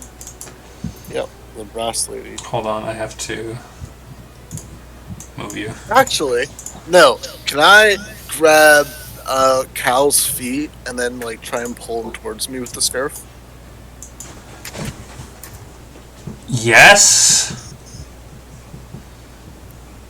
And he's unconscious, so it automatically succeeds, right? No. No. Make a combat maneuver check to see if you actually end up grabbing him or if you just kind of... Okay. That hits his CMD. So you have him wrapped up. What does the spell says it does?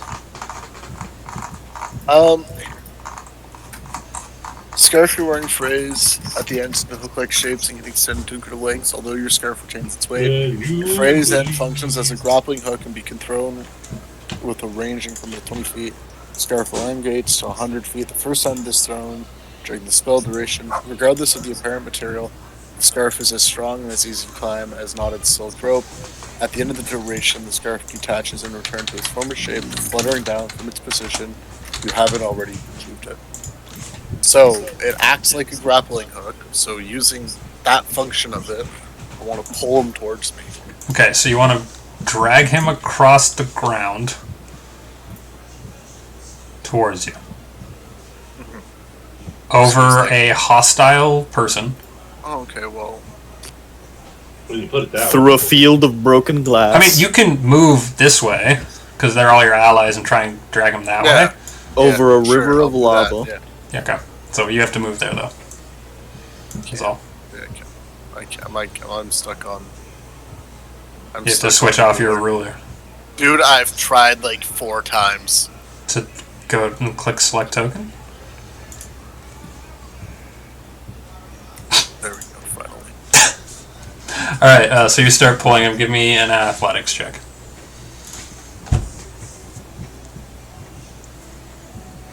Athletics. Or, it would be a physical skill. Acrobatics. No. Is there like a strength skill? Not really, huh? Alright, give me just I a... think it would, Strength? be athletics. There's no athletics. No. Sorry, what? Weird. Okay. So you just boom, boom, boom, and suddenly Cal is on your feet, at your feet, uninjured, or unconscious. Sick. Bleeding! Bleeding! Well, you're here. Gahoyun! Is that your turn? Yep. I brought him to here. Lauman, you observe Oh, boy. this. Well, I can't help Calder. And there's plenty of people here that can heal, so somebody just has to throw magic healing on to save his life. Are there? Oh, Yes. well, there's There's plenty of heal capable people. so many people. Fucking, you have no idea. Seeing how fast do I fly? All right. Well, I guess I will do that disappointing shoot in the dark thing. But there's really honestly no point. I mean, they're prone, so they have a... They're prone, and I'm not next to them, so they get a +4 Yeah. AC. Yeah. In addition to being in melee, which is another 4, I would have to roll a 20 to hit. So I guess instead I will erect a wall. Erect. Who dares wins? I will erect a wall on the northern side of the square she inhabits to create corners that she cannot step around should she stand up, Okay. to limit her movement options. Alright, sounds good. That's all I can do, guys. I can make it harder for her to escape. Can't do shit.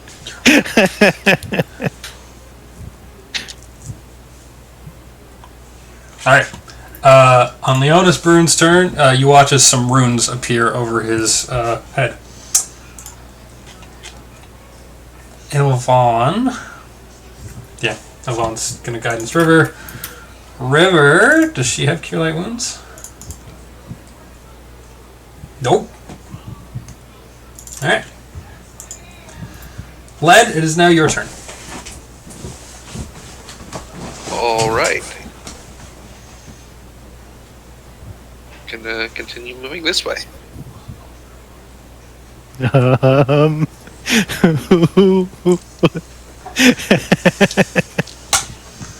Alrighty.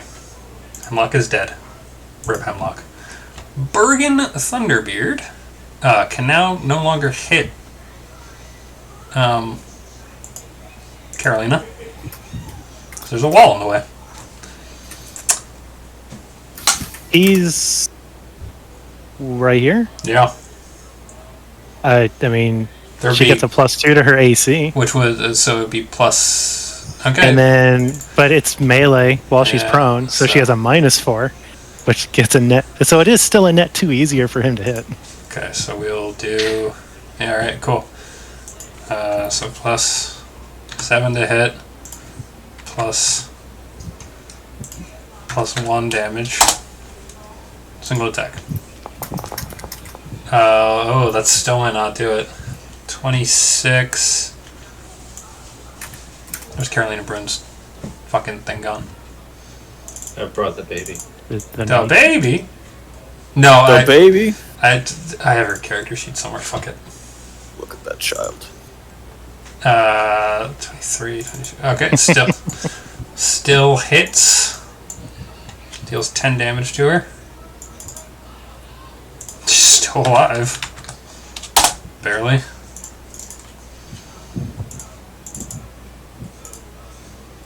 Okay. It is Arion's turn. On his turn, he bleeds for 5. He can no longer lay on hands himself. Can he lay on hands count? No, he can't reach. Sucks. I mean, if he's out, he's out. Yeah, no, I know. Like I said, it sucks. You gotta be fucking kidding me. Goes to stab down. Fails. He does. That's funny. Okay. Do you have another character pair steal? No. I mean, Cal's fine. Yeah. Cal's gonna live. Granny Blue, on her turn, walks over and heals Cal 4. 400. No. No. Thank you, Granny. You get 8 Supercharged. hit points. Wow. So you come to or just add it to your negatives, whatever it is. He also 8. revitalized. Just math or something. Just math or something, I don't know. 5. Wow. You're awake. You are also no longer bleeding because you've received magic healing. Huzzah. Alright, so, new plan. Don't get close to her. Brassica, Because she hurts. seeing Cal was injured, is going to rush towards him. And fucking something, I guess. I don't know. Provide moral support. Yeah. Cast So something invisible around here. hug you. She's gonna hug you. Gay. Carolina Brune's turn. She's gonna fucking spring up and just stab the shit out of Arion. Okay, then misses twice. Hilarious. Briscoe Stoneborn. Fucking comedy of errors. Okay, Briscoe Stoneborn also misses. Orahick begins to cry. Bloop, it's your turn. Oh god. Where's the bad lady? Underneath Loudman now. Nice, still there. Yeah. I'll continue my confidence of not sorry, not competence. Courage, Alrighty. and I will attack. What's my bonus? +3. Still.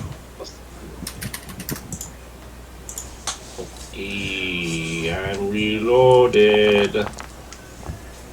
I missed. Yes. Alrighty, is that your turn? I didn't move, but I didn't full attack. Yeah, it doesn't matter if you full attack or not. Alright. I'm gonna move out of the range. This business here. Alright, she'll take her attack of opportunity on you. Sure. Does a 18 hit. Yeah, by 2. Alright, so you move to step away, and this rapier reaches out and scrapes you across the shoulder. Why am I currently... Hold on, wait. Why am I 7 health? I don't know. But you take 5 damage. You haven't healed since when you were woken up, beaten by the burned man. Here. So I'm at 2 health. Yep. Man, you guys are real nice at healing me. Thanks, guys. Cal, you're awake. You didn't even know you were hurt. What do you mean? Well, I looked at the thing wrong. Cal, you wake up to see an old woman with an amulet you recognize, but we'll get to that later, and Brassica just laying on top of you, sobbing. I live again. Okay. Where even is the... Underneath Lauman. Wow, man.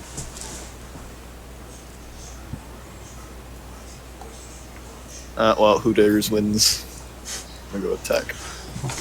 Cringe! You just say to me, and that was a 5-foot step, of course, so I can now. Can you 5-foot step after standing up? Yeah, I guess not. I'll do 1 attack then. You might actually hit this time. You have +3 to hit. Yeah. And you'll get your sneak attack. No. That's painful. You reel up and go to stab her, and she just parries. That was just a practice run. Okay. Good sidestep, bitch. A little crow comes and lands on your shoulder, lad.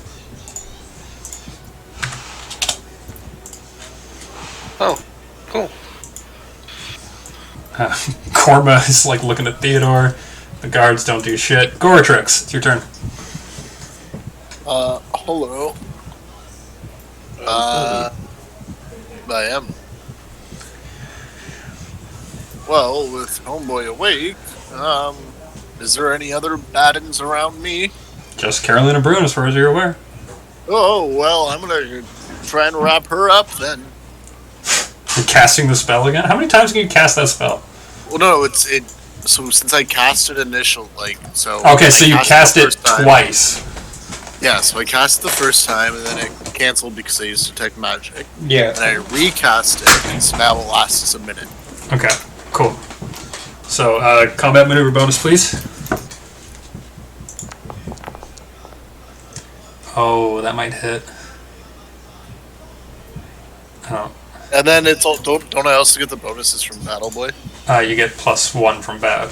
No, it's not an attack. Oh, okay, never mind then. Doesn't say. That's just the normal. Oof. So, what did you roll? You rolled a 21? Oh, yeah, you grapple her. You have her wrapped up in the rope. Your scarf swings out, catches on some of the body, and then wraps her up. Everyone has a plus to hit her now. Is that your turn? Yeah. Cool. Oh, sorry. Lauman, you're up next. Oh,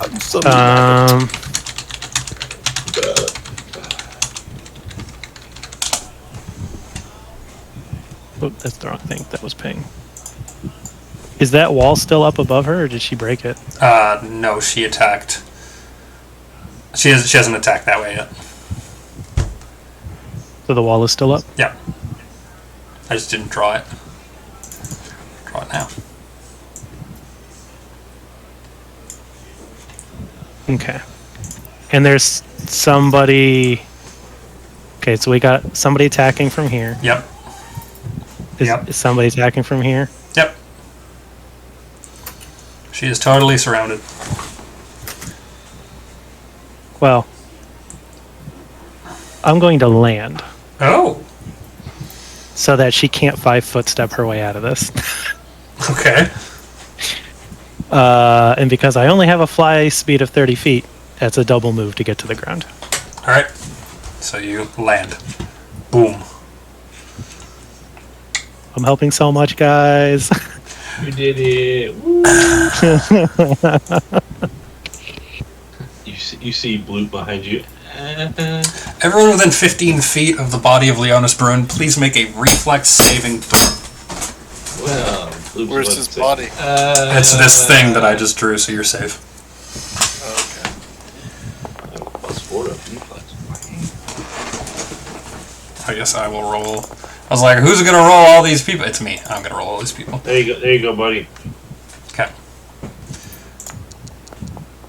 Oh no. Incredible. Oh no.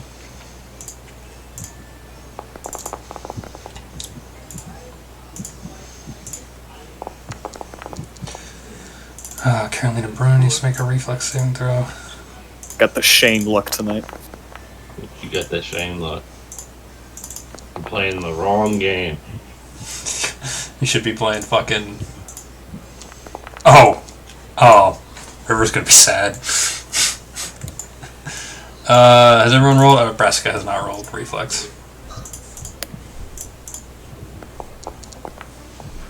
Oh.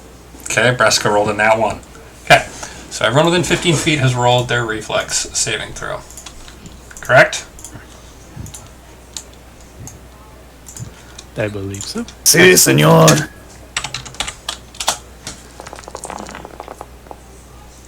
Alright. Everyone who failed their reflex saving throw takes... What was the DC? So we know who failed. Sorry. I think I failed. I passed.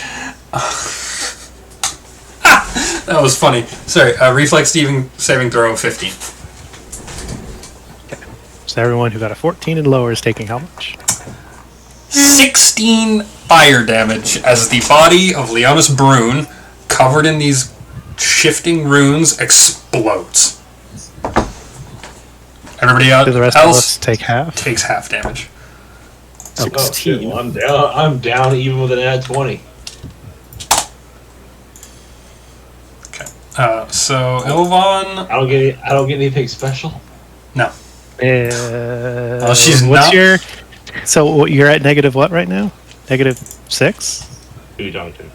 You. Me? Yeah, I think it was 16. Terrence takes. But you passed, so you only take half. So you take 8 damage.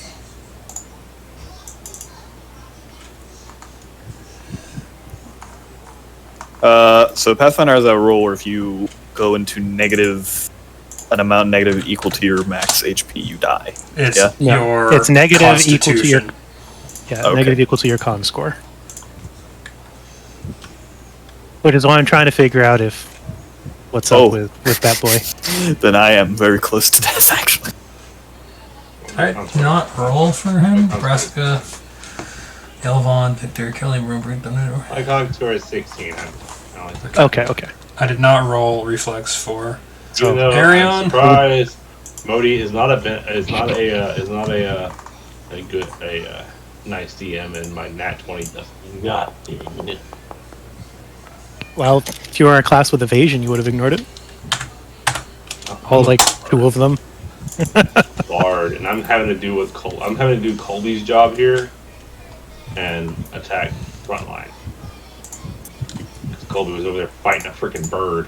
Oh, wait a second. I have evasion. You do?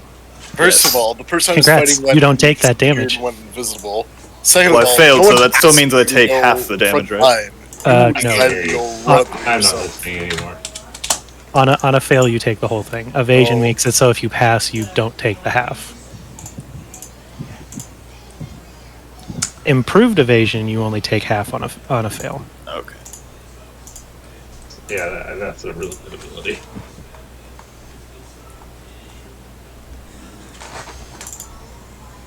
You rolled all those NPCs in secret. Did Arian pass? He did pass.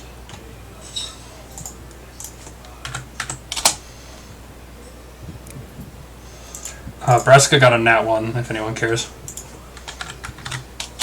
Oh, well, that's not good. I mean, it doesn't make it any worse than rolling a 2. Alright, so you watch as the body of Leonis Brune explodes. She is dead right now. River rushes to Ilvan. Does she have anything that can help? I'll let her. Is Ilvan dead? Ilvan also rolled a nat 1. Took the full brunt of Nice. that damage. Oh, So she will make a there's a healing check, right? If she's negative but not dead, then a heal check can stabilize. Well, she's not. Well, she's an NPC, but I'll let her roll because I know Maddie would be mad if I didn't. It's a DC 15. I'll make a public so everybody can skill see. check. Well, that wasn't public, but okay. It was public. Did she make? Oh, I rolled for Ilvan, not River. Fuck. Okay, hold on. Public. Well, Ilvan got a 22, but River has no ranks in heal. Well, That's not enough. River I guess doesn't care enough. Oh, she had guidance though, so that's still not enough. Wonderful. Lead. Lead and Carbuncle sprint into the forest. Yep. Oh my gosh. Yeah. So you guys are off the map.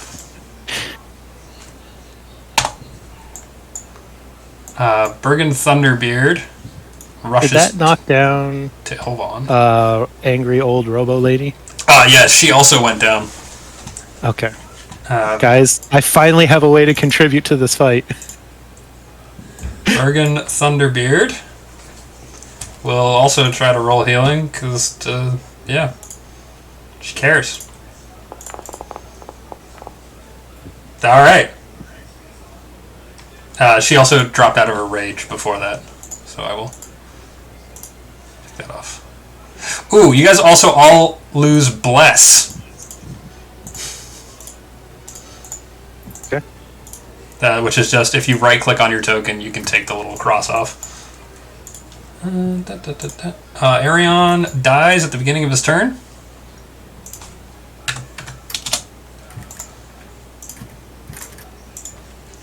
You watch as the last blit of blood seeps out of him, and he falls unconscious. Blake stands back in awe. Granny Blue. None of you guys are dead, right? I am. I am. Bloop Noopler needs a rescue. Well, I am sorry. unconscious. Granny Blue The plant is on fire. Granny Blue cares more about Ilvan than you. Calder's also very close to death. Yeah. Oh. He's close enough that the DC for him to stabilize is basically probably impossible at this point.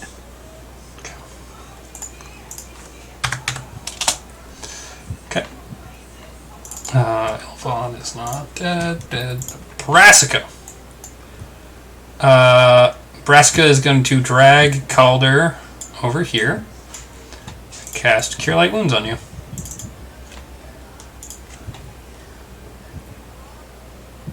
Your tree friend is friend.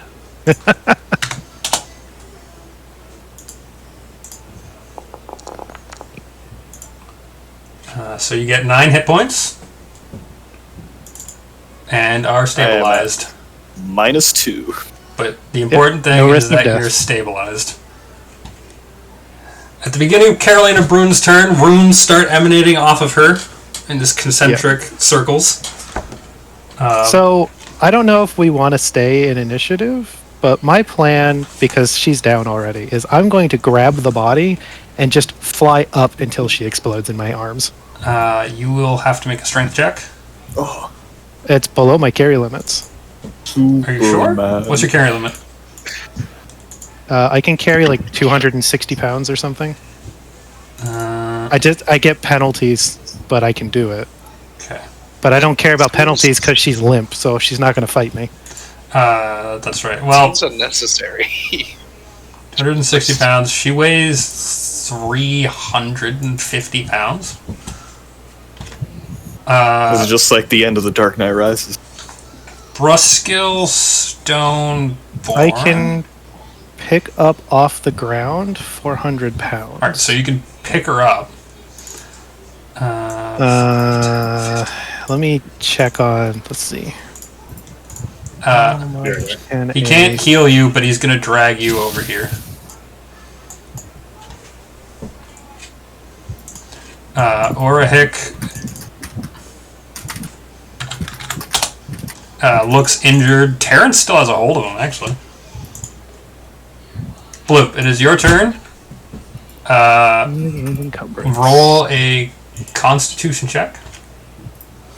Constitution.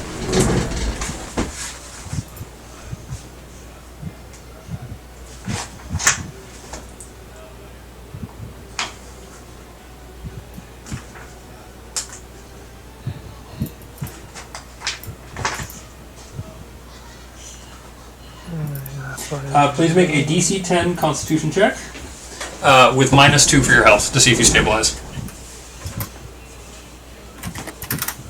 Bloop Noopler, Thunderchuck.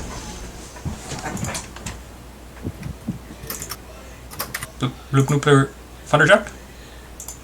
I think he said he stepped away for a second. Okay. Well, I will have him roll that on his turn because he's here. Cal! You're unconscious, right? I'm unconscious. Sweet. Yes. Old Ironfoot is dead. He didn't explode because he was old. Gorma...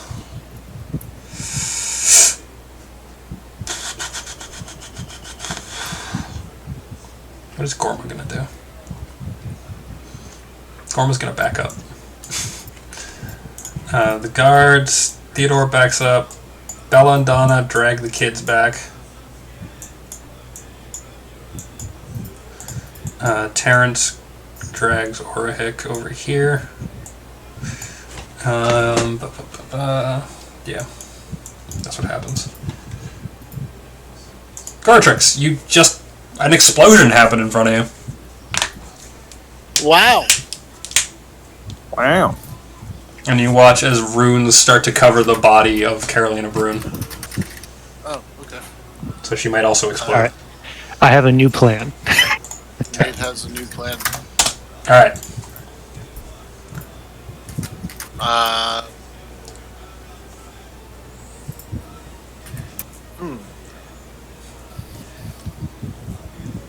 Are there still enemies around us?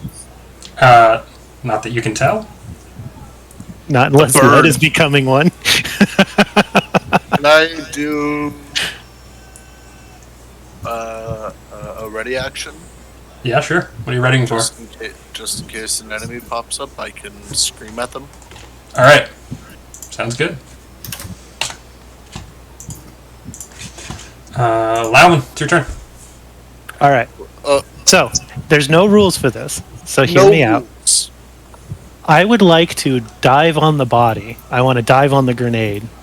Okay. And I feel like it'd probably be fair to assume that I choose to fail the reflex to eat the blast.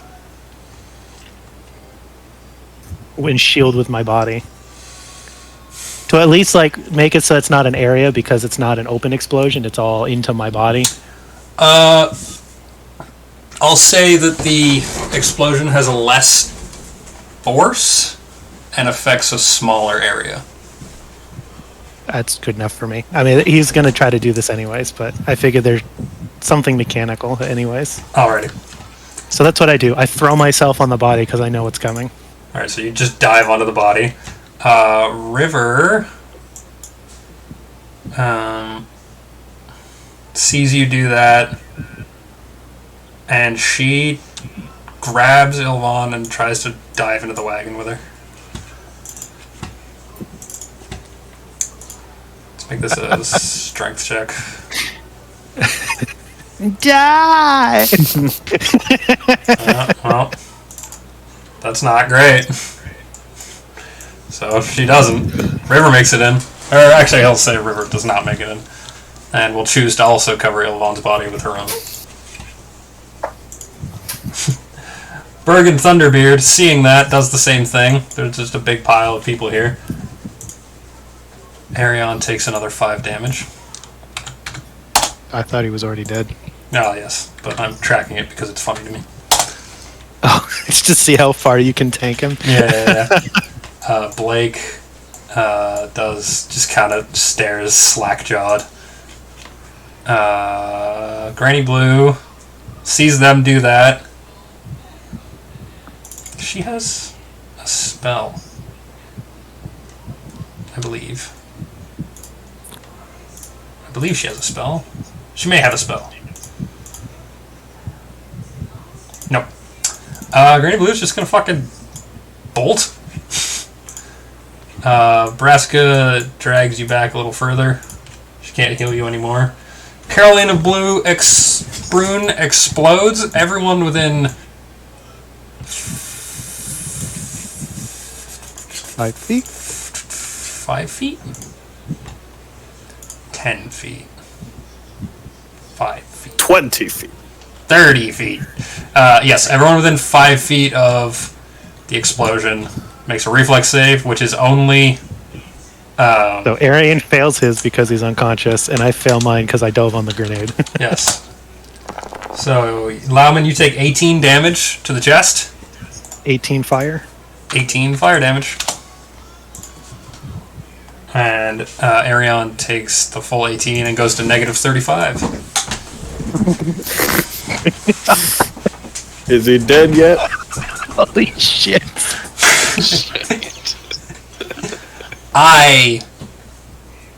Anyway.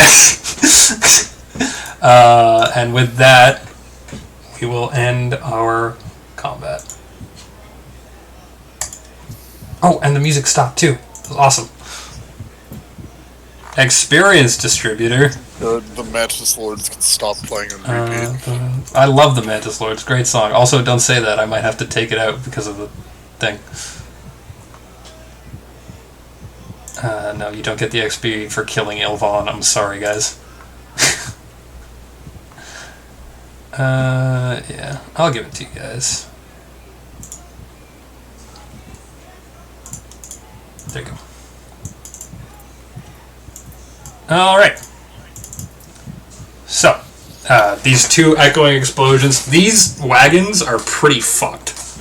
The horses, I know none of you particularly care, but they scattered, a bunch of them scattered a while ago. And the explosions... Calder cares. Calder cares a lot. You're unconscious, Calder, my friend, my buddy, my good pal. You don't know any of that. But you watch... Horses. You look over and you see that the horses are gone. Or scattered out. And Blake is just sitting here in the middle of the road, looking pretty defeated. I'm crawling to Arian's body. Alright.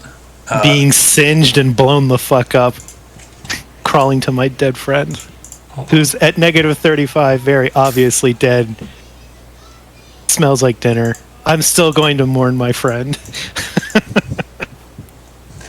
You crawl up to Arion's body. It's not good. He's less of a body and more of pieces after two explosions. Be a closed casket funeral. It's gonna be a cremation. There's the awful smell of burning human hair and burning horse hair. They're gonna have to shovel them up into trash bags. Mixed with blood and iron. You see, in his last moment of life, Arion clutched closely. It's still in his hand, which is like a little bit further away from his body, to an amulet of a golden sun behind a cloud. Well, I don't know. Lauman does not know that that's religious, but it looked very important to his friend, so he'll take it and he'll put it on. All right, so you put on the amulet. Yep. People are freaking out and crying. Bergen piles off River, and the two look to carrying to Ilvan, who is not dead thanks to the intervention of Granny Blue. Unfortunately, casualties for the caravan. Hemlock is dead. Also, a smear across the roadside. Victor, many of you never met him, but he was a friendly, dumb sort, kind of like Lead. Also a smear against the road. Blake is just sitting in the road crying. Helga comes out of their tent and just kind of observes this all. The children are weeping. Orahik is dangling in the one merchant guard's arms, crying. I think after my moment, and I take the necklace and say goodbye to my friend, Lauman, who isn't crying, he's definitely very upset, but he's seen a lot of death in the desert, is going to shout, "I'm looking for Lead!" in a little bit of a shaky voice, and try to take off and fly in the direction that he went. So you say that, you shout you're looking for Lead. Everyone else kind of turns, was like, what? Only just now noticing that he was gone. Alrighty. We'll say that took a minute as Lauman composes himself and flies off in the direction that Lead was gone. Is anyone else doing anything? And I'm shouting his name at the top of my lungs and flying around fervently looking for him. Whether I find him or not, I don't fucking know. But I'm certainly trying, and Lead will definitely hear me at some point. Okay. Did Bloop die? Bloop is not dead. Bloop was rescued by the scouts. Oh, you're actually still dying, though. Hold on. Yeah. He needs healing magic. Hold on. Let me check my healers. Oh, Yvonne is down. The scouts will try and stabilize you. At least they're probably, at least one of them is, it gotta have at least decent wisdom. You would Nope. hope, right? Guess not. They're all gonna try. They're all gonna do their best. Not good enough.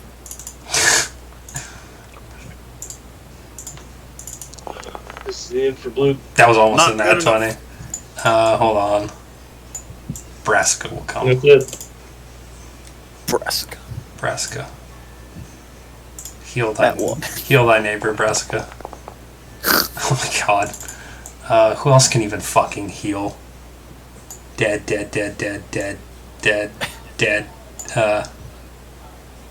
Granny Blue.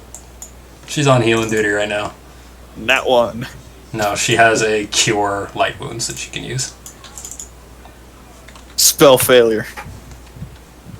Oh no, that's what she. Here, You're put his armor on real quick. you're not dying because Granny Blue healed you and then went and healed Vaughn.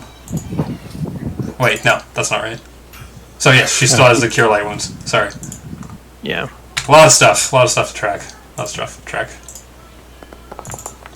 Alright, you have 10 10? hit Jesus. points.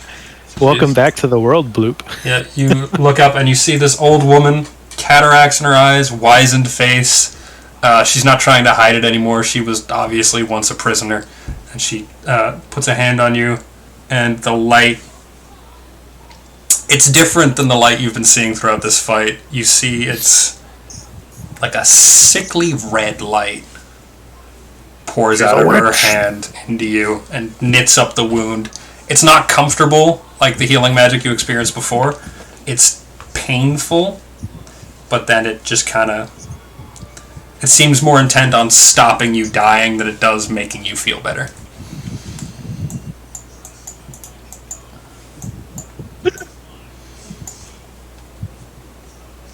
What did I miss?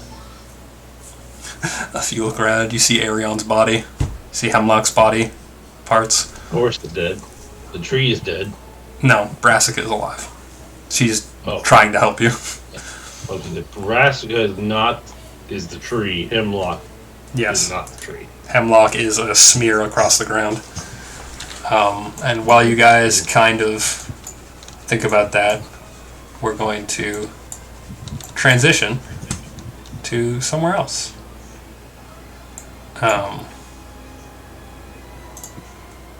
Lead!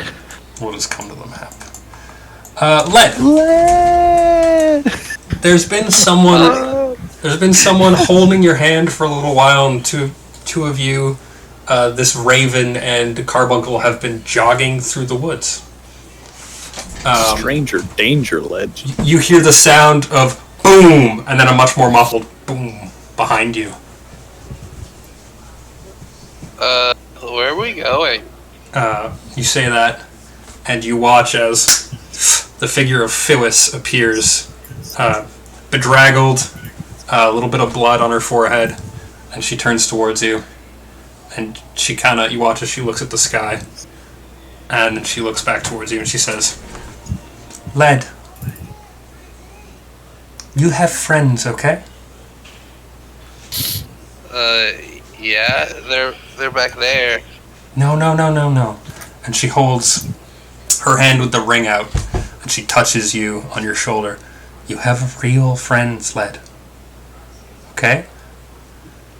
And we want to have more parties with you. Okay. You and Carbuncle are very special to us, Led. Maybe this is pathfinder. Hear that, Carbuncle? We're special. I want Carbuncle to do a sense motive. Okay. Please. Get rid of all these. 14. Carbuncle sends you back a sensation of she's telling, like, what she's saying is trustworthy, but he doesn't trust her. Okay. You have friends, Led. Look for, when you get to Handelwasser, because you'll have to go that way, look for people with this ring, and they'll help you. Do you understand me? Okay. Help me with what?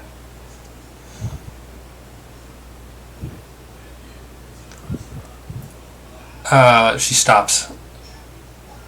Actually, you'll help us. You and Carbuncle can help us achieve so much. Okay. I like helping people. It'll be wonderful, Led. It'll be the best. And then you hear in the distance Lauman shouting your name. Oh, I hear the Lao Man. Can he come help too? Lauman...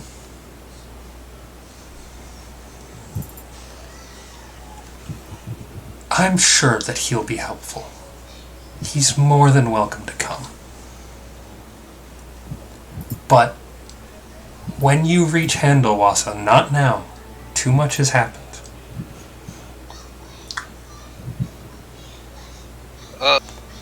So is that where we're going? I'm going to leave you here so that Lauman can find you, because he's obviously very worried. Oh, okay. I don't know why we had to come all the way out here, but... There was a lot happening back there, don't you think? It was very loud to have a conversation. Yeah, I guess so. And she puts a hand on your face and, like, pats your hair. I have to go now. Remember to look for us in Handelwasser, okay, Led? Okay. It's a secret. It's part of your vacation. Oh, it's a secret. Yes. Okay. Alrighty. And she plucks a feather from the raven and gives it to you and says, use this if you ever need to talk to me, okay? Oh, okay. Alrighty. And she turns invisible. He just kind of waves it around a little bit. So you have this raven feather, and you watch as Phyllis turns invisible and is gone. The raven caws at you and Carbuncle, and then just kind of hops onto a tree branch and then flies away.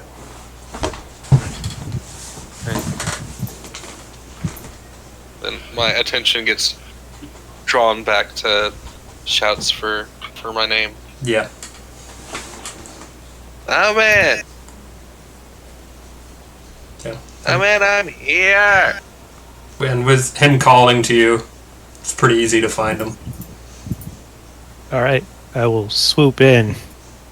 Obviously burned with, a little bit of bruising and blooding on the side of my head from where I got smacked in the head with a mace.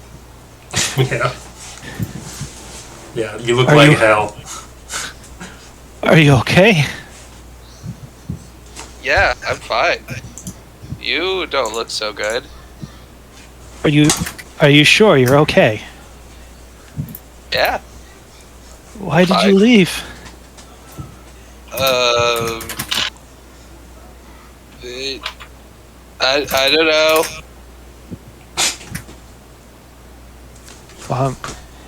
Well, all right. I'm just glad you're safe at least. The fighting is over, and not everybody made it. Arian isn't with us anymore. Oh, that's sad. Okay. Okay. We should head back to the others. It'll be safer with everyone else. That's a good idea. Let's go. Okay. And I'll look at Carbuncle to see if Carbuncle... I don't even know if I would know if he looks hurt unless he was really hurt.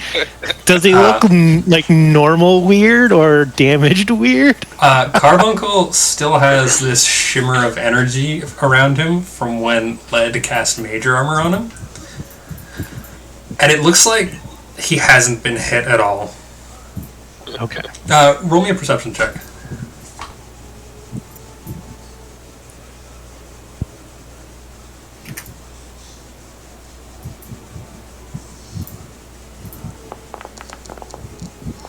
Oh, okay.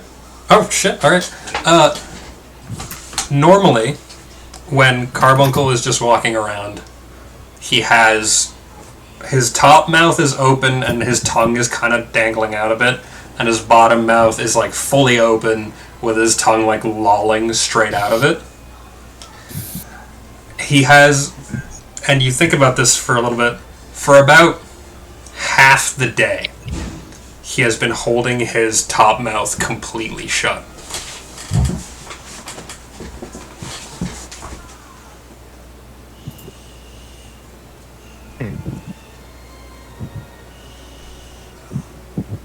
I walk Led back to the camp. Alrighty. So you guys walk back to the camp. Back at the camp, people are picking up what they can, salvaging things from different wagons that were caught in the blast. Both of your wagons were caught in the blast, and both of your wagons, the gnomish wagon as well, was caught in the blast. And they took some... the shitty wagon is out of commission. The wagon that the majority of the group was riding in, or next to, took a little bit of damage. And the gnomish wagon is currently on fire, as something got knocked over inside of it, and people are trying to put it out. It's not huge, but it is starting to become a thing. I guess I'll go try to help put out the fire. Alrighty. It looks like the gnomish daughter and the guards are trying to put it out right now. Knowing that it probably won't matter, I'll call for help putting out the fire. Um, Are you gonna make me roll diplomacy? no, two of the scouts, they leave Bloop in the care of Brassica and Granny Blue, and another one of the dwarves shows up. The two dwarves that didn't participate in the fight, the blacksmith and his daughter, show up and they begin throwing water between like the lot of you. It takes you about 20 minutes to get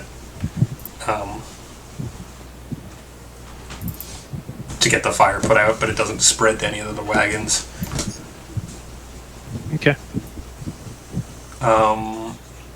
Who's awake right now? Gortrix, are you up to anything?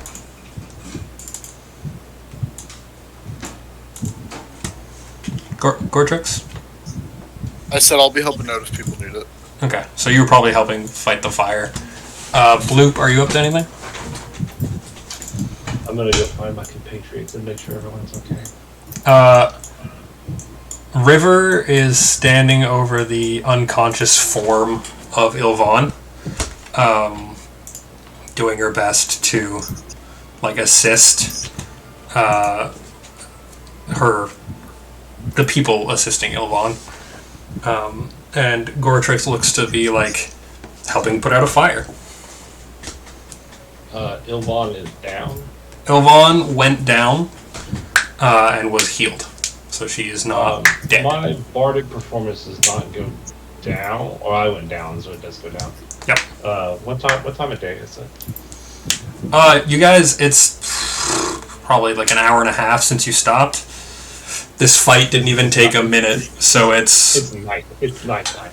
yes, it's nighttime. Okay. I'm gonna start another bardic performance and do inspire confidence to help the guys revive Ilvan.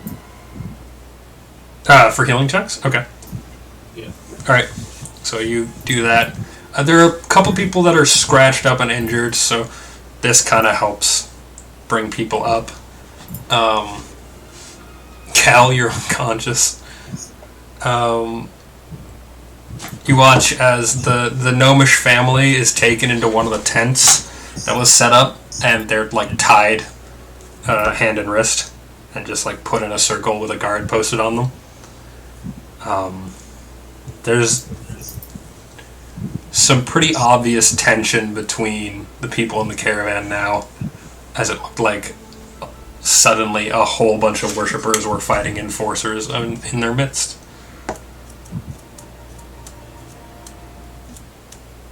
It do be that way though.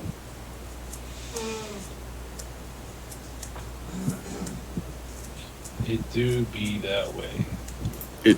Gooby-dooby-doo. What kind of song are you playing on your? Probably a somber song. Yeah, so you pipe out this mournful tune. You need an hour to wake up. Goratrix is helping put out the fire.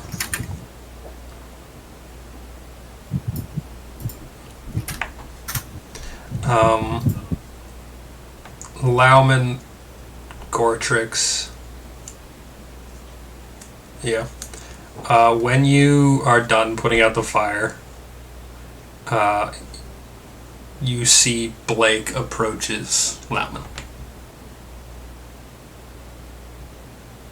I mean, if I notice this, I will walk to meet him part way. Yeah, I'm eager to be helpful, so he comes towards you, and he's like, "Damn it, boy! How did this happen?" Tarnation. I'm not sure.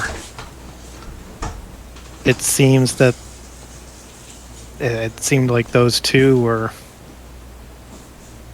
I don't know, hiding, looking to enforce that law of the land against religious folks. So it seems like you have a lot of religious folks here. I didn't know nothing about that. I'm not going to bother with sense motive. I don't care. Okay. He could lie to me all I care. He treats me well, so. Well, what does that mean for you now? Well, he starts thinking. I don't know how it works exactly, but they'll probably know, or they might know about who is and is not. I've heard the worshiper. I've heard that the enforcers can like send their what they see magically back to Cathedra. But who knows how long until they get seen or what. Do you think that means we're all in trouble? Yes, we're likely all in trouble. I'm sorry this was put on you. I did not know that. And I know the law is, and I suppose it doesn't matter that I think it's silly. It still is the law of the land. Do you think it's the I didn't know that there was anybody religious here. I didn't know there was going to be trouble. You see he like puts his head in his hands and he sighs deeply. Well, I mean,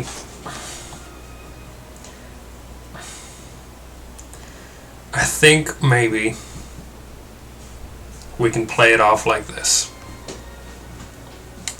You and your group that was fighting the enforcers leave. I will tell the enforcers at the toll, the legal people at the toll, that we were attacked on the road by worshippers. And I'll give them a vague description. I think Of us? of a group. So when I'm hunted down by inquisitors and other such people, I can say I gave a description and it was this. And it's close enough to actuality that I don't get hanged, far enough from the truth that you don't get caught. But I mean, look at him. And he gestures out to the group. And you see that a lot of the guards are like holding their weapons and eyeing the small family like hostilely. You see that the dwarf who rushed to the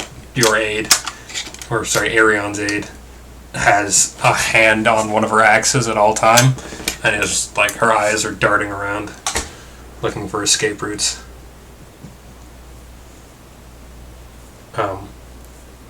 Are you afraid that the violence might not be over? I am afraid that the violence might not be over. I'm afraid of who's going to get caught up in it. I understand. I want to find a way to help as many people as possible. You and your crew have been very good to me. Well, you're a good kid. Oh.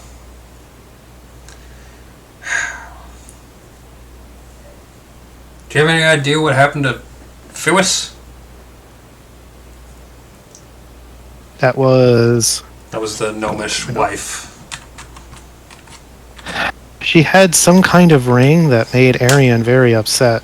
I don't know exactly what the problem was, and during the fighting, I think perhaps she tried to hide to save her life. I think she was also worried about continued violence against her. Well, Arion said she was a worshipper right before he got attacked by the enforcers.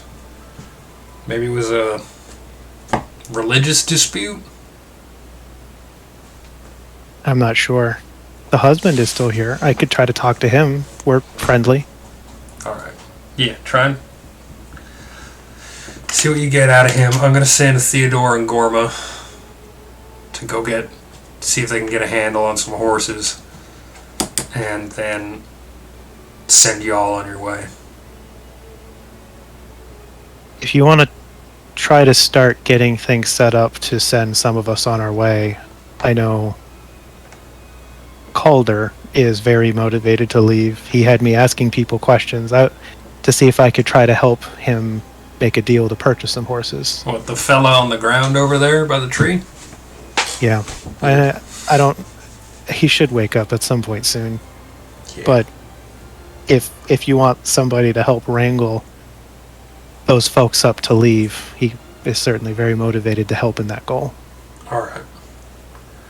I'll talk to Helga, see what I can do. But And I know that the traveling troupe were looking at leaving with him as well to navigate for him for a fee, but they were already in talks about leaving with him. So for what the minstrels, The minstrels were looking to leave with Calder and his companions. what's left of your group? I'm sorry about your buddy. The world is a harsh place. I'll have time to think about that later. There's people to help right now. All right, and yeah, all right. I'll talk to Helga. I'll go talk to our gnomish friend, see if I can figure out what that dispute was and maybe information about his wife. All right, so the two of you split up. Goretrix, you just kind of watched this conversation from afar, I guess. Yep. I don't really have anything bad. All right. So you just kind of hang out. You watch as Lauman heads into the tent where they're keeping the gnomes tied up. Led, what are you up to?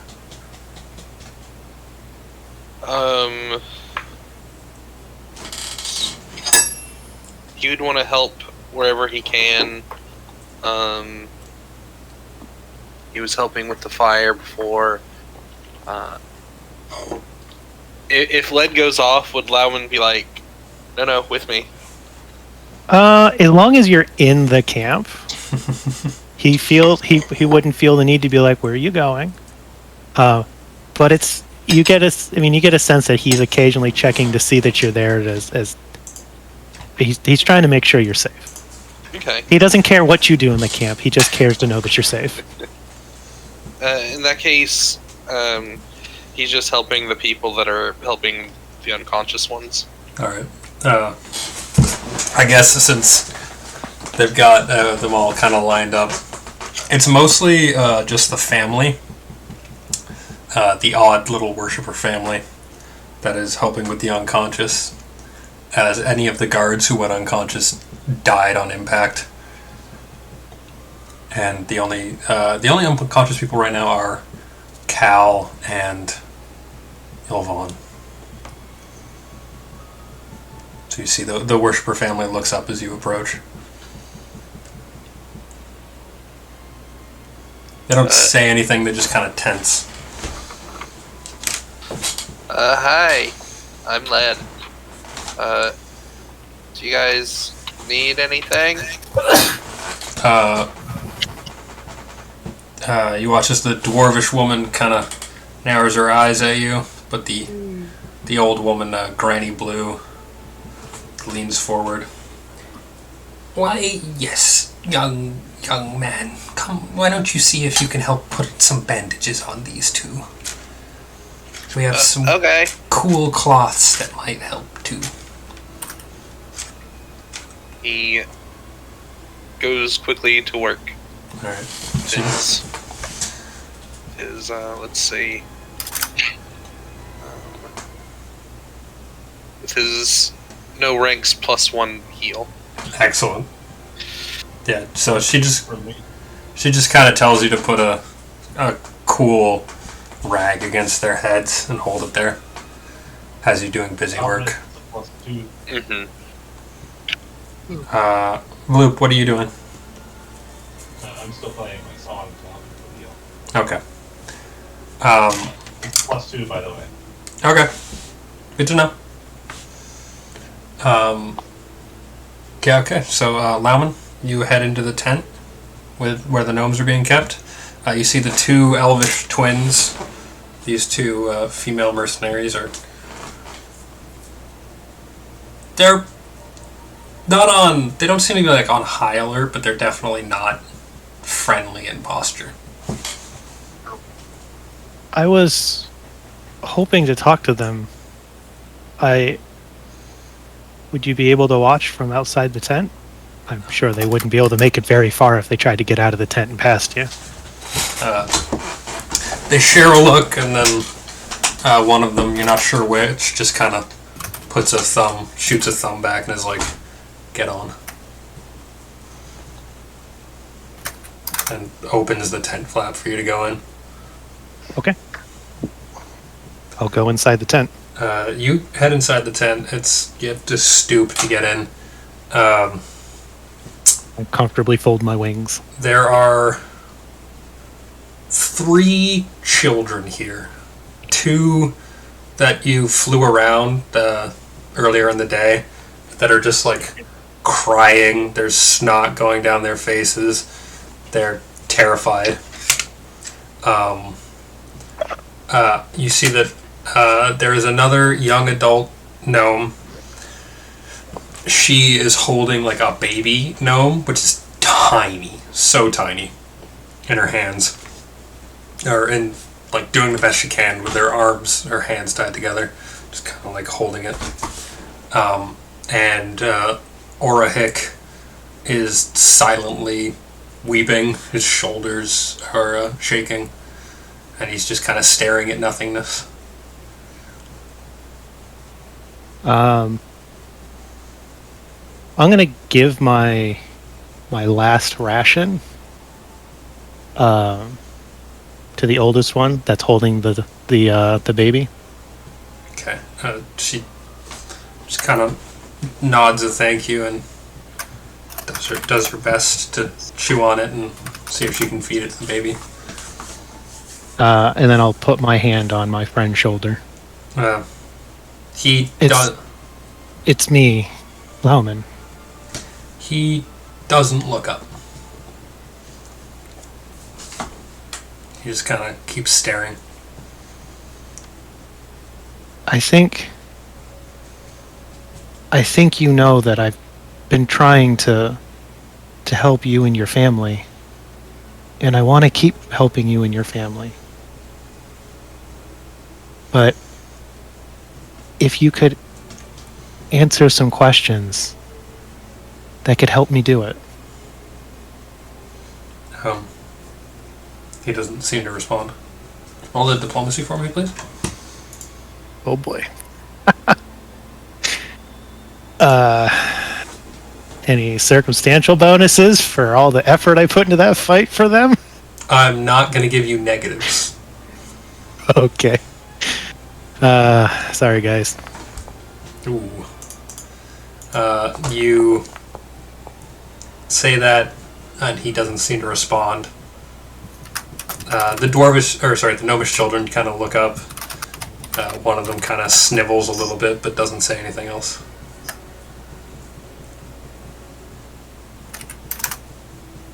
I guess,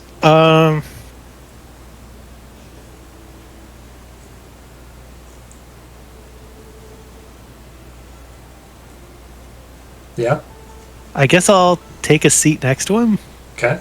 and like put an arm around his shoulder and give him like try to give him some sort of comforting squeeze and see if maybe a little time and presence will get him to open up. And also give an opportunity for anybody else in the tent to say anything. Lauman doesn't really know how to handle the situation, so he's just trying to be comforting. So you if he even can. You sit down and you kind of like hug Orahik. And you notice he's just kind of like, he just seems to be out of it in like some kind of fugue state. The one that's holding the baby kind of looks over you. She goes, Can you get us out of here? Is it possible? I want to. I'm trying to get a little bit more information so I can understand what I need to help with.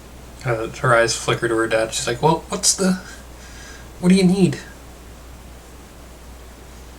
I'm trying to understand why my friend was so angry. Something about a ring and stuff. If I can understand what everybody's upset about, I can try to find a way to make it not a problem, or at least understand what I can do to try to separate the upset people from the problem. Um, Try to help you guys leave. You watch when you say the ring. This young gnomish woman, like big eyes, but fine features, kind of like her eyes like drift up. She's thinking about it, and then And he puts his hands up and says, "Understand, I'm not from here. Any biases or prejudices that exist in this land are not mine. I just want to help." There's only one ring I can think of that anyone would get mad about, because Mum used to she wore a lot of jewelry. But then she started wearing this ring about a year or two ago. It's just one of her poet societies, as far as I know. Just a bunch of them get together and talk about like how to disrespect the establishment by writing poetry and stuff. She was all excited because we were going to get to Handolwasa, and she was going to trick the count into reading one of her poems that sounds like it's complimenting Nordschuld, but is an insult, actually. I guess. I didn't get it. Was the ring part of the ruse? It's just a society of people, as far as I know, that they all think that Nordschuld is bad, that it needs to change somehow. There was a name. I listened to one of the meetings that she held in the house. They all wore these robes and went into the basement. There was a name that they kept saying. Something, Dame, or something. Damon? Yeah, that was it. I think I heard my friend say that. I think he recognized it. Well, I mean, it's just a name, right? Like, who cares? No reason to start a fight over a name. Cloniana is a pretty stupid name, if you ask me. Best believe there's this entire fight made no sense to me. There's plenty of things about Nordshield that are confusing to me. She seemed real interested in your friend Led. She said it was his weird dog. She wanted to talk to him about it or something. She didn't like you for some reason. Didn't like me? No. Well, I won't take it personally. She said, well, I mean, and then she climbs up and like kind of looks away.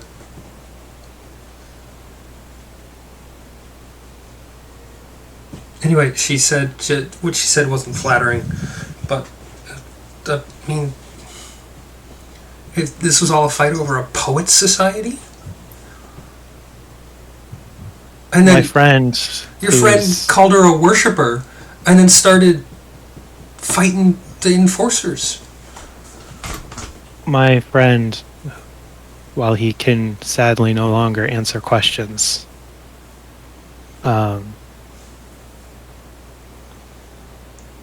seemed to believe that this ring signified something religious.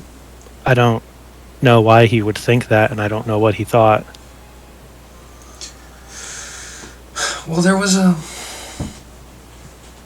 it's old, but there was a group of people that were trying to take back religious symbols for the people or something about 10 years ago.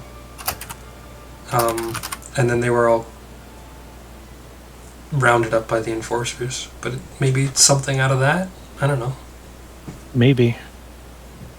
Whatever it is, this misunderstanding, now that got a whole bunch of people involved, and the enforcers revealed themselves, and Well, sadly, people died.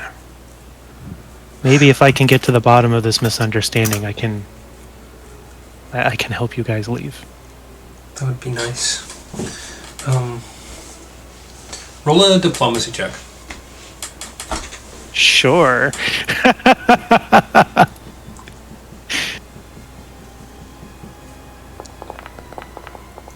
Ooh. Okay. Okay. She earlier when I said that my mom said something not flattering about you. Plenty of people do. I won't be upset. She said that you had the wrong blood.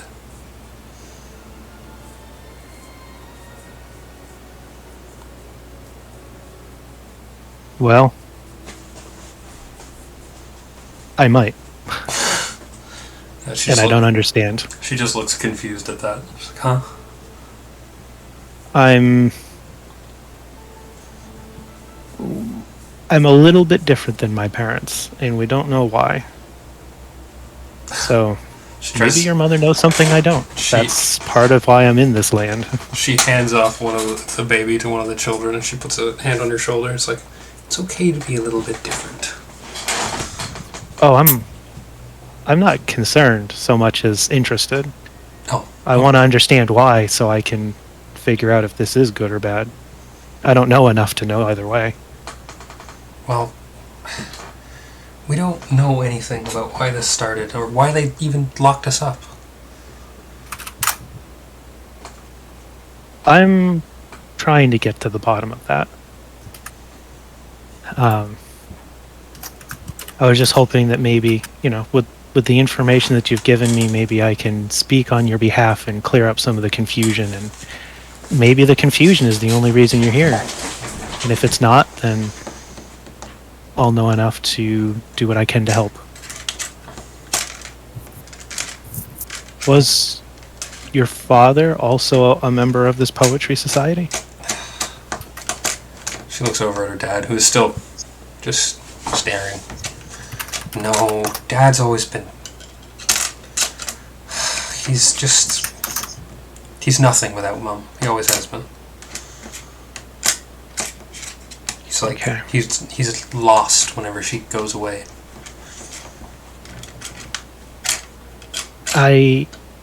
There's no sign that your mother is hurt.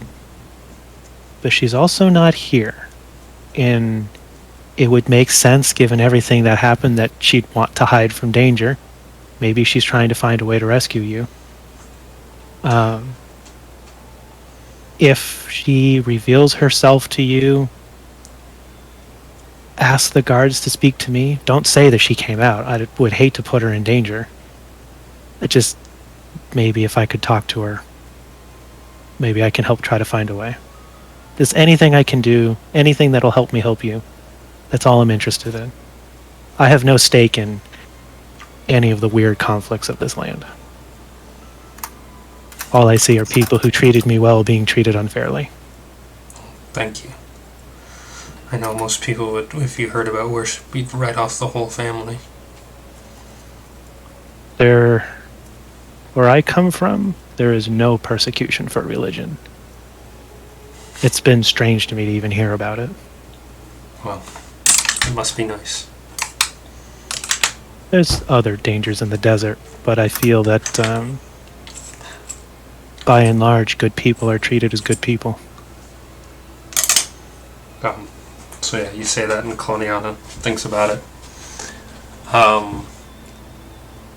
Outside, Cal, you wake up with a headache and a body ache and an everything ache at 1 hit point. Ow. Granny Blue says, "Oh, well, he must be awake then." And she pulls a pin out of your hand. What? Why?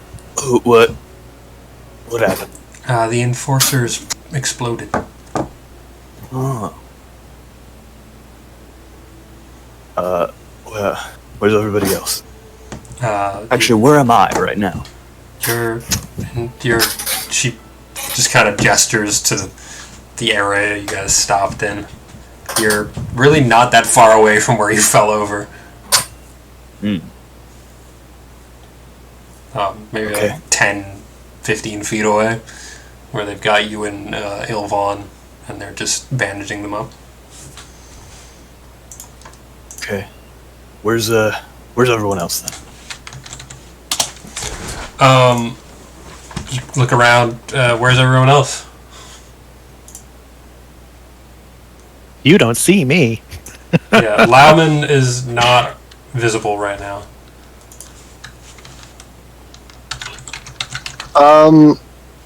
I'm looking for my compass.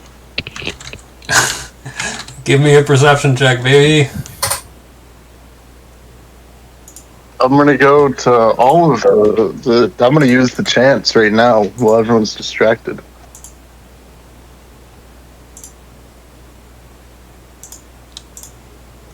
Click this. No, not click it. Click the die, not the word. Huh. I guess not. You start looking around for your compass. You go through some wagons. You check your belongings. You check some unconscious people's belongings. You can't find it.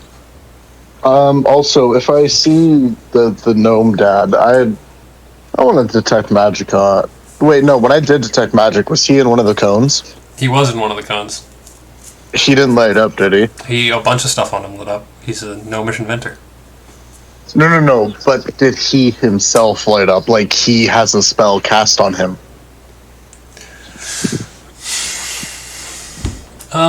You're in the middle of a fight. Give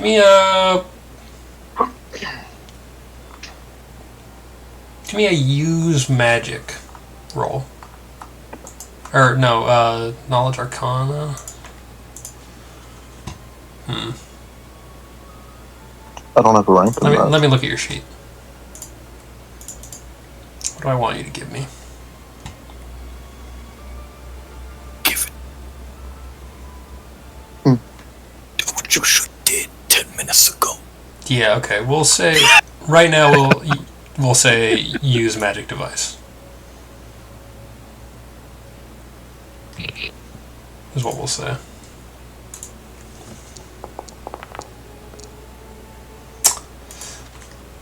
You were in the middle of a fight. You're looking for opportunities to grapple people with your scarf. You were looking for Fiwis specifically, so when Orahik lit up, you just kind of clocked it as like gnomish guy. You've seen that he lit up a bunch of times before. You were already expecting it. Yeah, that's fair. Okay. But yeah, I mean, you can go cast detect magic on him now if you want. Sure. All right. I want to go see if he specifically lights up. Like I said, like. So do you go into the tent or you just stay out of the tent? Well, I mean, if I approach the tent, does anybody try to stop me? The two elven guards are there. They're just kind of glaring at people. I just look back at them. They glare at you. Hey, I'm looking for my buddy. Have you seen him? I think he was with the gnomes a bit earlier. Guy with wings?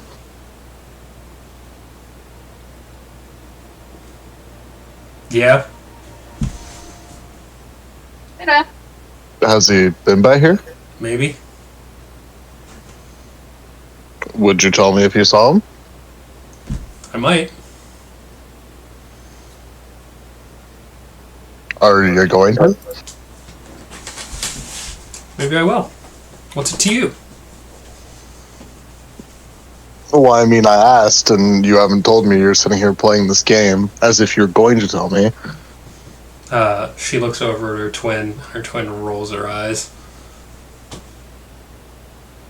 Twins. They don't say anything further. Alrighty. I'll wave my hand and whistle at the... That will be my detect magic across the... You wave your hand and whistle, and they just kind of, both of them glare at you. and you use detect magic. Yeah. What you notice is Lauman is not in the tent anymore. He's already gone. There are much less. There's a lot less magic in the tent than you thought there was.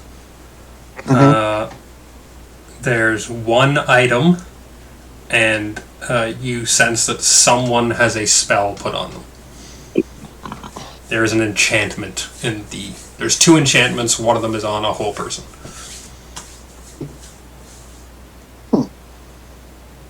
Okay. I will. I'll keep that in mind, and I'll just walk away. But I don't detect my compass in there, do I? Like, okay, well, would I detect my compass? Like, if I use detect magic, would I detect that same magical energy and know that's... Would be Is that able how- to if you focused on detect magic for more than one round. So if you aimed at a Okay. group of people and just kind of held it. Other than this tent, there's like 2 other groups of people. There's the rest of the guards who are kind of like talking to one another, and actually the scouts have left. They went to go try and catch some horses. So there's the rest of the guards, and then there's the worshipper family, Led, Cal, Brassica, Elvon River, the gang. Bloop is also there, I believe. Okay. Can I keep the focus on this spell then while I'm walking away? I assume I'd have to keep whistling. Yes, I think you can move the cone.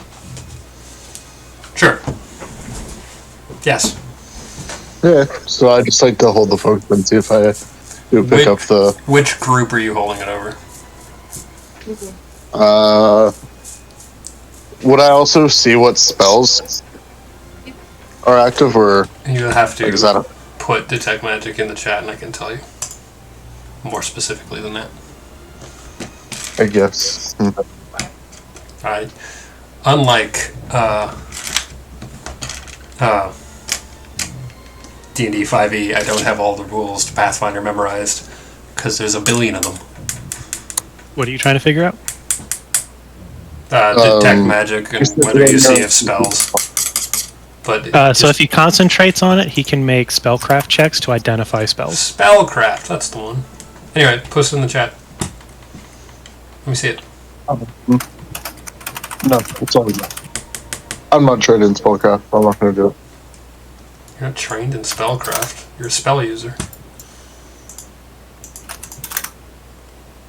I'm a spell user, so I must be trained in spellcraft. I mean, yes. You don't require training to roll spellcraft either. You can just do it. Oh, it's grayed out like I do. What? Okay, well... Maybe you require a rank to use it then? If it's a magic item, you use spellcraft. If it's to identify active spells, you can use knowledge arcana. So you wouldn't be able to use knowledge arcana to find your compass, but you could use it to identify current spells. You'd have to use spellcraft to identify if an item you're sensing is your compass. Detect medical. Okay, which group are you pointing it at first? the tent. The tent still? Mhm. Okay, you don't detect anything resembling your compass in the tent. Okay. Just the 2 things that I said earlier. Okay.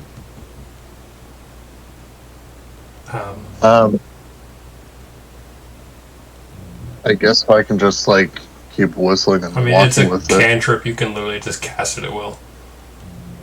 Yeah, well, I guess I'll just keep whistling and walking with it Okay. then and pointing at different groups of people. Let's do I mean, on the bright side, even if you can't identify what a magic item is, you can identify there is one and go look at it and see Yeah. if it's your compass. Yeah. Okay. Yeah, I'll do the worshippers next, I guess. Alright. So, lights up. Let's see. Who is in the worshiper group right now? Bloop's magic items light up. River lights up. some of My the brain just turned those two off like they don't exist. some of the pieces of hemlock light up. Is One- anybody near him? Pieces of hemlock. There's nobody. Somebody's thrown like a blanket over the bodies as best they can. Nobody's like looted them or anything yet. Oh well, that's Yep. Yeah. Hold on. Jesus. Goratrix is here. Have no fear. And the worshippers are kind of around the blast area, just because that's where they stayed. So you go towards the thing on Hemlock. Yeah. Not that I think it's my compass. I just want to grab it. And I'm gonna go. I'm beside his body, like I'm paying respects, but really I'm searching his body. You find a heat stone. I'll put it on Cool, your go sheet. I was gonna say, Goratrix does not know what it does, but he's taking it anyway. You pick it up and it's warm. Yeah, it's just a warm rock. I kind of figured that much. Congratulations, you pick it up and you think it's a magically unlimited duration hot hands. Yeah, that's basically what it is. I imagine it's just warm because it's been in his pocket so long. Nate, My toes, my toes are cold, so I'll actually slip that into my boot. Nate, remind me how damaging magic items works. Put a rock in your boot. That They sounds get comfortable. additional hardness and hit points based on the magic that's put on them. Okay, cool. But if it's a sufficiently there's a point at which the hardness is impossible to do without dedicated effort. Typed damage like fire and whatnot, hardness is doubled. Okay. So if you're worried about that magic blast damaging a magic item, it's incredibly unlikely it even harmed it. Let Okay. alone broke it. Good to know. So, the children don't have any magic on them. Cal has some magic items on him. Yes, he does. I'm not gonna search either, out of respect for it. He's also awake. Out of respect. Granny Blue lights up as magical in the same way River does, where she can cast spells. Ilvan lights up as magical in the same way. She also has some magic items on her. The dwarvish woman has magic items on her that glow along her... Oh, actually, no, those aren't magic. Those are just really well made. Never mind. She's not magic at all. I lied. Brassica, So well made, they're like magic. yeah. Brassica lights up as magic. The body of Leonis Brune. There are magic pieces scattered around. Same with the body of Carolina Brune. The body of Victor is... There's nothing. He's just dead. Poor man. So, I assume their body is the magical Oh wait, pieces. hold on. There was... Arion had no magic items on him. No, their body... The pieces of their body do not light up as magical. Oh, so there's stuff inside them that's magic. Yeah. I'm gonna go see that. Alright, so you begin rooting through the Enforcers' bodies. Oh, sorry. Lead lights up as magical, and Carbuncle lights up as magical, and Carbuncle has a magic item. Yeah, I'm clicking that on. Okay, so you're focusing on... What? I just want to go see what the enforcers have that's magical. Okay. Give me... Because they're kind of scattered. So, let's see what you find. Give me a... Survival. Perception. Oh, okay. Because you're rooting through stuff to pick stuff up. See how well you do. Okay! It's a nat 20. Alright.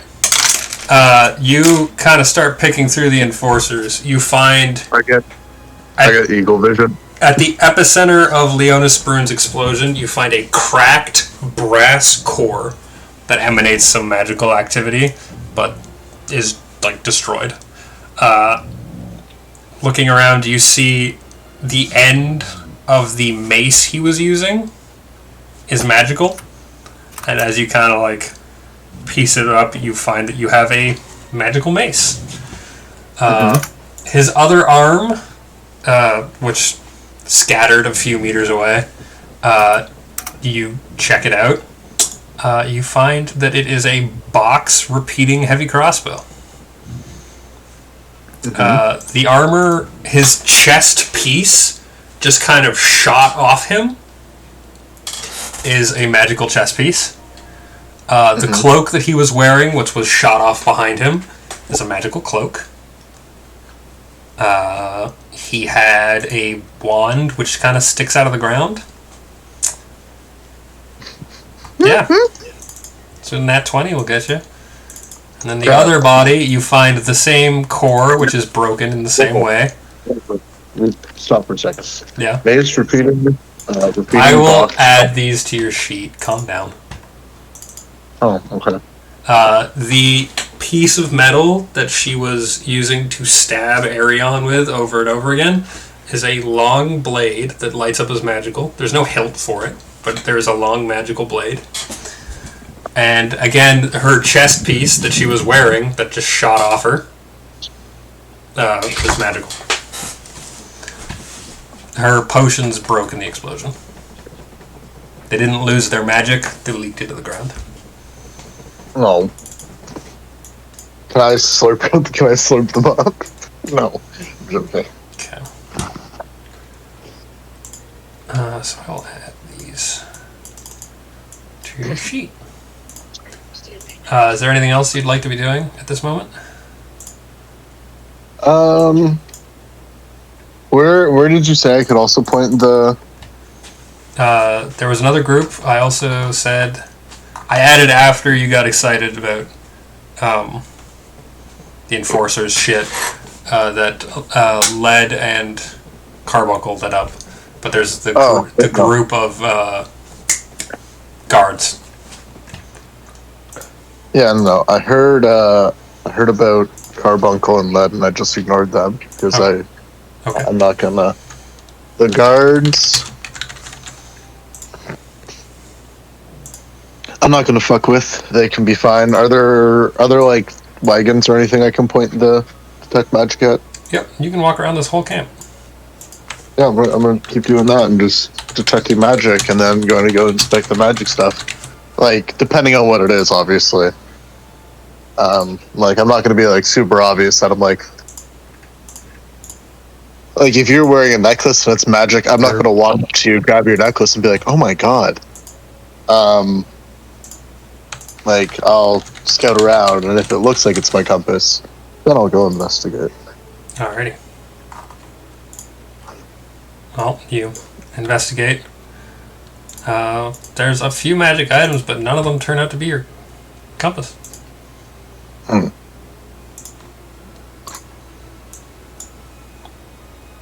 Okay.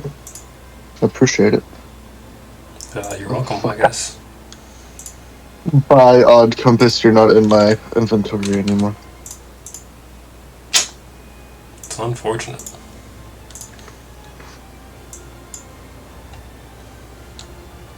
I mean, it's like you literally looted the lion's hall of stuff, though, so... I know.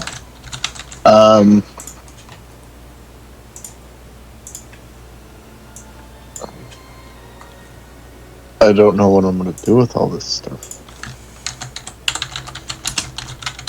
Share it with my group? Okay. No.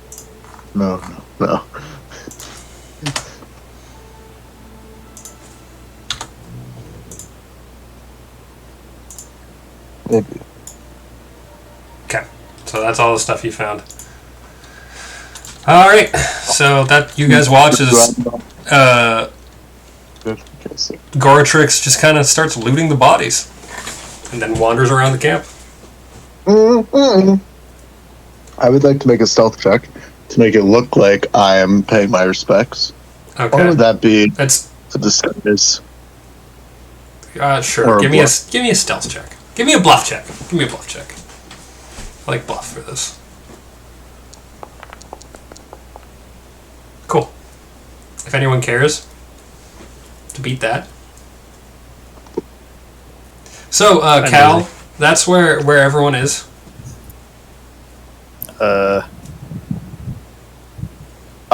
I care to beat his bluff check. All right.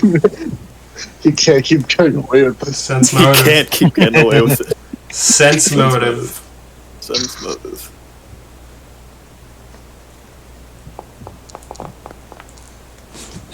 It would appear that he can. Oh, cannot.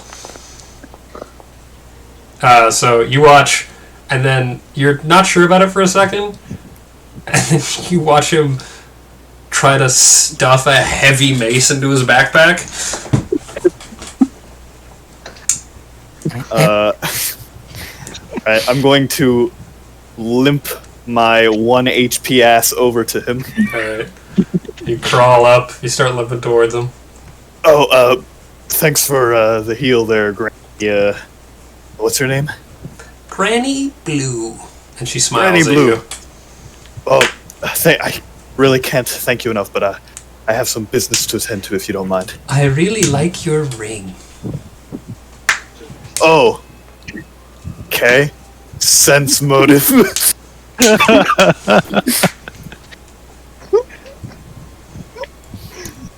Can't just go around saying odd things like that. You have a ring and she knows what it does.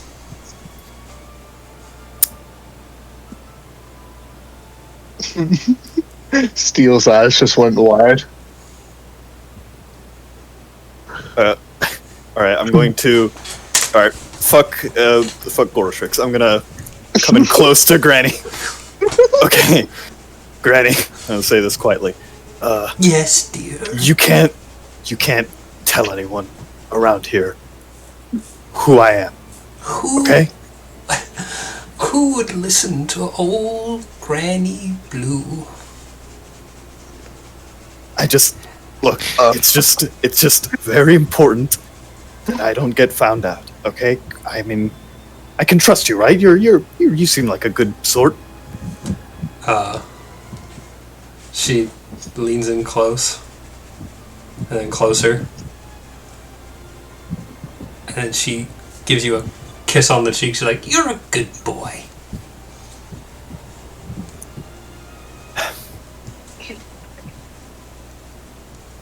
Okay. Sense motive? Okay, sure, go ahead.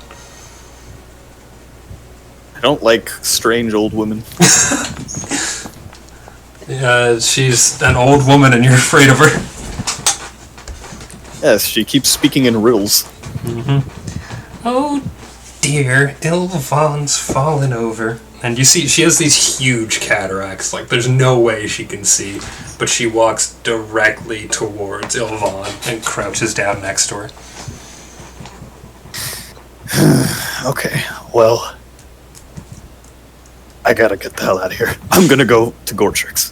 Alright. He's got a blade, like, the size of his, like, half the length of his leg that he's trying to put in his backpack. Fucking mother. I go up to him, he turns around, he's got a big ass mace, not so hidden behind his back, like, Yeah. oh, I've just Oh, my paid goodness. my respects is all. I have the perfect thing. As soon as I see him walk over, I'll stand up with the mace in hand. Oh, happy to see you upstanding. Pulled you out of a tight one over there. Glad that old lady got you up. Yeah, great. I'm glad you didn't loot my body while I was unconscious. Anyway. Yeah, no. Do you want this? I kind of shoved the mace towards him. No, you can keep all that stuff. Look, you're one of those minstrels that was with the gnome, right? I just shrug while looking at the mace. Start trying to put it back in the backpack. Yeah. What's up? What do you? Well, if I was trying to hire you guys to guide me towards our destination quicker, and if you're going to accept my money, we need to go right now as soon as possible because this whole situation has gotten a bit out of hand. The sooner we go, the better. It's the breastplate that was on her, right, Alec? The studded leather armor was on her. Okay, I pick that up and I like start like putting it over top of his like body, like I'm seeing if it fit him. Yeah. We can head out whatever. We just gotta go find Bloop and River and them. You haven't seen a compass, have you? And I like shove the body, like the body armor, down towards me. No, I haven't seen a compass. Yeah. Okay. I start like fixing the breastplate to my bag. We can head out. Just go find Bloop and River, and we can start get going. Are we bringing the wingman and the halfling with us? Yeah. Have you seen them around?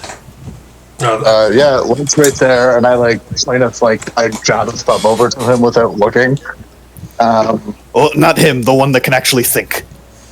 No, I've been looking for him too. The two elves outside the fucking gnome's tent wants to play games with me about whether they've seen him or not. Well, maybe I can go talk to them. Yeah, good luck with that. I'll stay with Led. All right, I'm gonna spare us that fruitless conversation. Luke, what are you doing? Is he dead? Bloop? Did you die? I don't think. Guess they have a diplomacy DC of 50 or something. Seriously, fuck. Bloop? Steel, no. I care to see what he's doing. Bloop, please.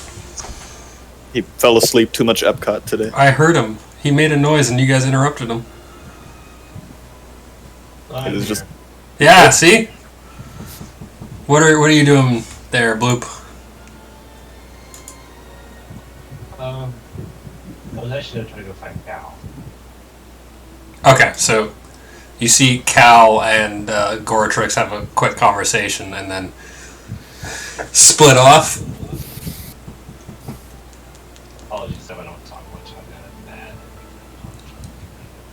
It's okay, buddy. I'm currently waiting for 4. Do you want to just go to bed there, buddy? I might after this little scene here. Okay. Steel, you're right. Too much Epcot. Too much Epcot. Too much Epcot. That's what happens when you get too much Epcot. Colby, I can't hear Bad Boy. He's all the way on the floor.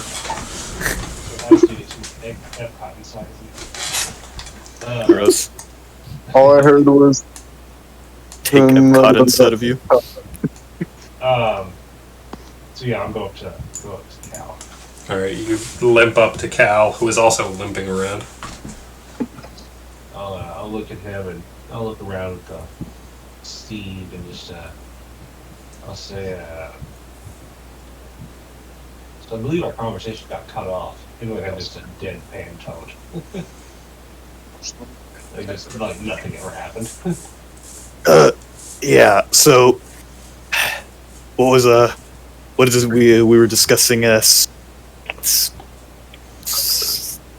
what was the last fucking thing I said? I don't remember. We were talking about me helping our group helping your group get to the next tower or whatever tower. Oh yeah, but I don't remember how much we were haggling for last time before this happened. Haggling has nothing to do with it. Let's just see if we can get out of here. All right. We fought together. You're one of us now. Oh, good. I've always wanted to be a minstrel. You're not that. Let's put that out there. You're not. Darn. You're the guy who Dang. makes sure the tips come in. Oh, I'm sorry. I'm not high level enough to be one of the bards. He's a roadie. Yeah, All right. Well, you move my stuff in and out. if we can find our other companions, we should move to leave this encampment as soon as possible. It seems you spoke with one of them just recently, so I'm hoping that he's good to go. I'll meet with him shortly. I'm sure my poker list is somewhere around here, somewhere. River is kneeling next to Ilvon's unconscious form. Yeah. But yeah, we can, as long as we can get some horses, I think we should be good to go. All right.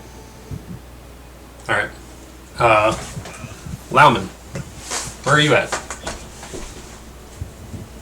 Well, I talked to the gnomish family. Yeah. Let's see. Arion is dead, so I can't ask him any questions about the problems of the ring. Correct. Unless you cast Speak to the Dead. Yeah. All I do is make smelly walls. You guys can make knowledge religion checks if you want to know anything about the ring.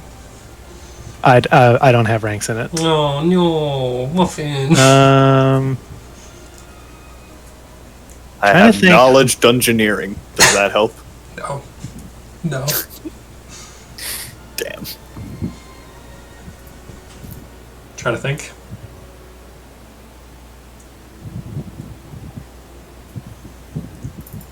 I'm gonna go talk to caravan leader. All right. You see Blake and Helga discussing things together. Blake looks very tired. Helga looks like she's keeping him standing. Helga, this kind of like portly, gray-haired black woman, pretty affluent looking, but obviously stressed. When I see that they're talking, I'll be obvious, but stand politely far enough away. They just. I don't want to seem like I'm just barging into their conversation. Helga nods to you, and Blake just kind of turns and goes, "Lauman, my boy, what's going on?" I'll walk up and talk a little bit quieter, so it's a bit of a private conversation if I can help it.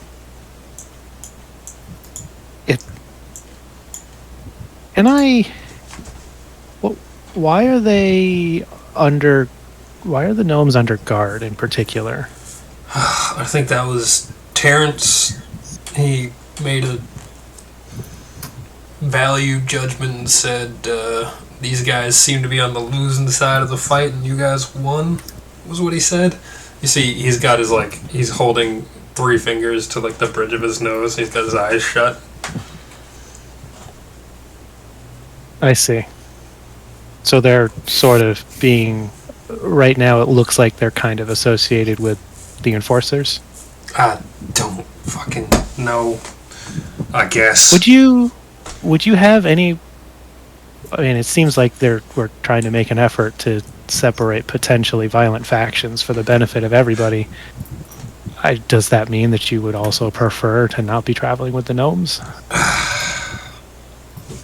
See, it's suspicious if it's just Helga, myself, the Ironbrows, and guards. So the gnomes, if they can come, it would be helpful. If not, I'm sure I can make up a story. But and you're already telling them you were attacked by those of faith. Missing carts and missing people is an easy conclusion. I guess. I mean, I don't really want them here. I don't really want them. I just want this to be over with, honestly. I know, and I'm trying to help. What's your idea, Lauman? I would be willing, in order to try to calm tensions, I could travel with the gnomes with a little bit of distance, so they're close enough in case they need help, in case there is an attack, but far enough away that out of sight, out of violence. What, behind? Travel behind the rest of your group. So you're not going with the worshippers then? They have young children. They need protection. I can't in good conscience leave children out there like that, and I don't want... And if there is some accidental violence because of this confusion, who's going to take care of those kids? Right. It seems like the only way to keep the children safe. Okay. And it still gives you an opportunity if there's danger. I can fly the children here for protection should something horrible happen. But otherwise, at least for the regular traveling, the guards don't have to see them. The other travelers don't have to see them. And you'll be close by in case I need you. Exactly. And I can still help out. Right. As far as Calder and the minstrels, they're just going to want horses. They don't even want a cart. Not that I wonder if there's enough carts for that to matter. Yeah. And I think the only thing the gnomes would need is, if their cart's too burned out, is a cart. Okay, that's what we'll do then. I appreciate you helping out like this, Wyman. And I know Calder and the minstrels are very motivated to go, so we won't have to worry about any violence from that either. And I think, I mean, they seem particularly well off as a group. I think this gets the most amount of people the safety they need for the trip. All right. Makes sense. All right. And if it would be okay for them to not be under guard for, so we can pack up the cart and then we'll wait for the group to leave and we'll travel a little bit behind.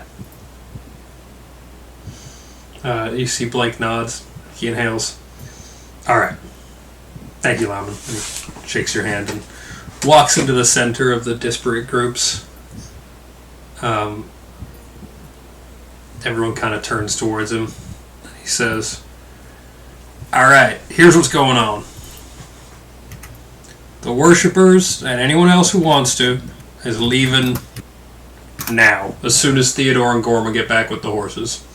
They're going. That's it. He licks his lips and holds himself. The rest of us are going to travel like we planned to, along the road. We're going to get to Brennanstadt when we do. That's the decision I've come to. You all have to abide with it.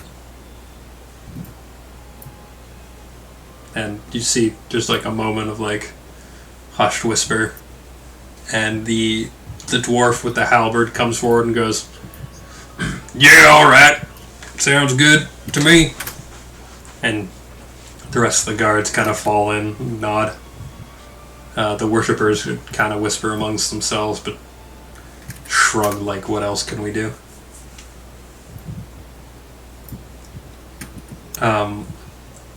Brassica turns to you, Cal.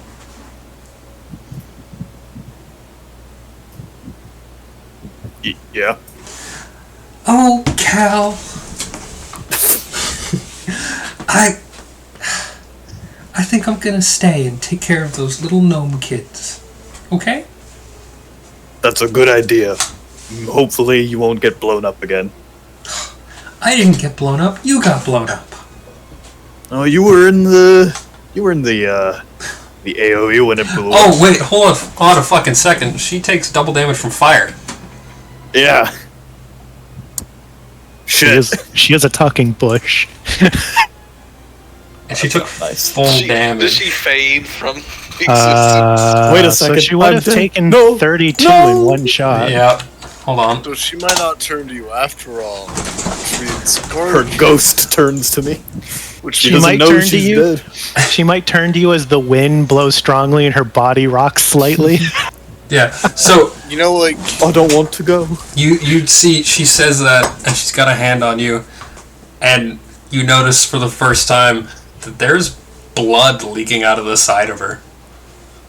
And it's You bleed? just kind of it's like this green sap, and it's pouring out of the side, and you look and you see she's got a hole in the side of her that she was using creative use of druidcraft and leaves to cover, but she has in her final moment to take care of those gnomish kids, you see that she the light fades from her eyes, her feet, she doesn't flop to the ground like a normal person was. Her body kind of sinks into the ground for a second, and there's this wooden statue of a woman with a hole in the side of her holding your arm. Well, shit. It won't let go of my hand. I won't. She was grasping you with force, but she is in fact holding on to you. Well, that's unfortunate.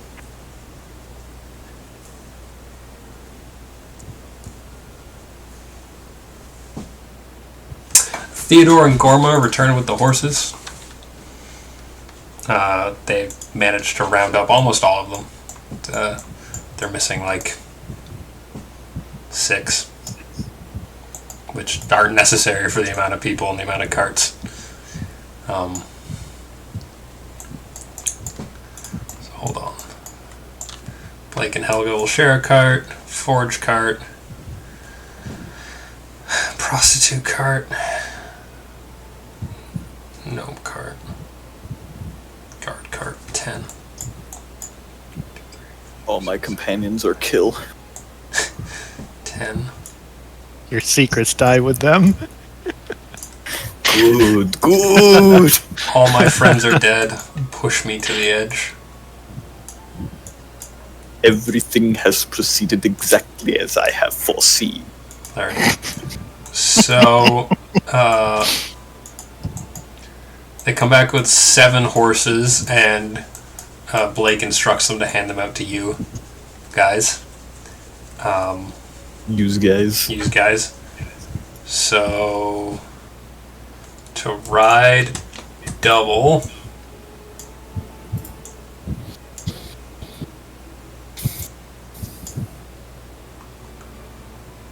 Yeah, that's the party now. So there's 1, 2, 3, 4, 5, 6.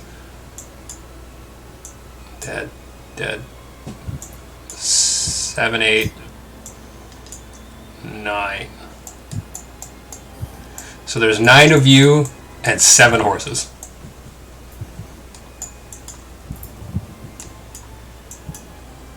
Oh. And you know what? Helga's in a giving mood, so she gives you. She's gonna get the fuck out of my life mood. Yeah, basically. She gives you 300 gold. Splits it up between. Actually, you know what? She probably just hands it to Bloop. Right, where's Bergen? She should be around somewhere. There's 8 of you and 9 horses.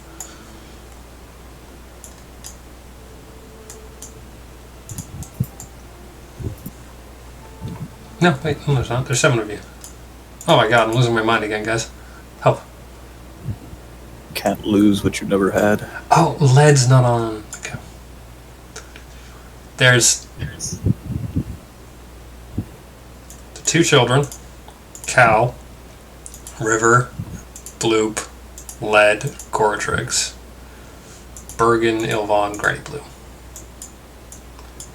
So, there's 10 of you and 7 horses.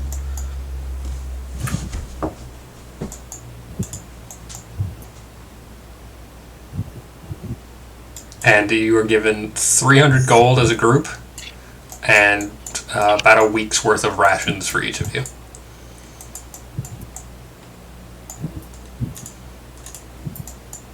And Blake tells you should probably get on.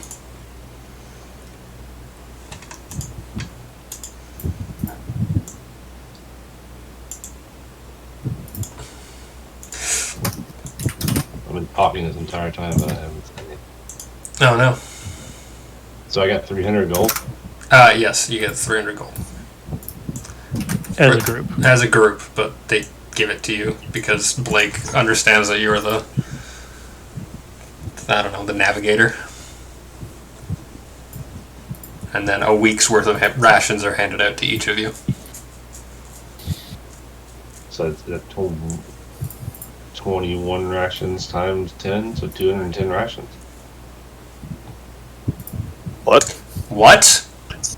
3 meals a day times. No, Well, one ration is for one day. yeah. Oh, is it? It is, yeah. You have 100 rations as a group, plus whatever you already had.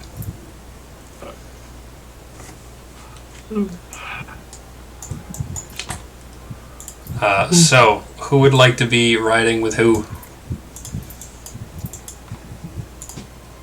As you guys saddle up.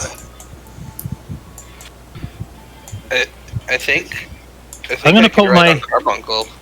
I'm going to put my hands on Led's shoulders. Hello. Led, Yeah. the man that we are traveling on behalf of, you know, the guy that told us that we had to go on this trip? Oh yeah, that scary guy. Yeah. I don't want him to hurt you. And I know that in order to do that, you have to make this journey. Okay. I need you to travel with Calder. He's going to make it there faster. It'll be safer. You're not gonna come with us? I'm going to go, but I'm going to be slower. I won't be traveling with you to get there. Okay. I guess.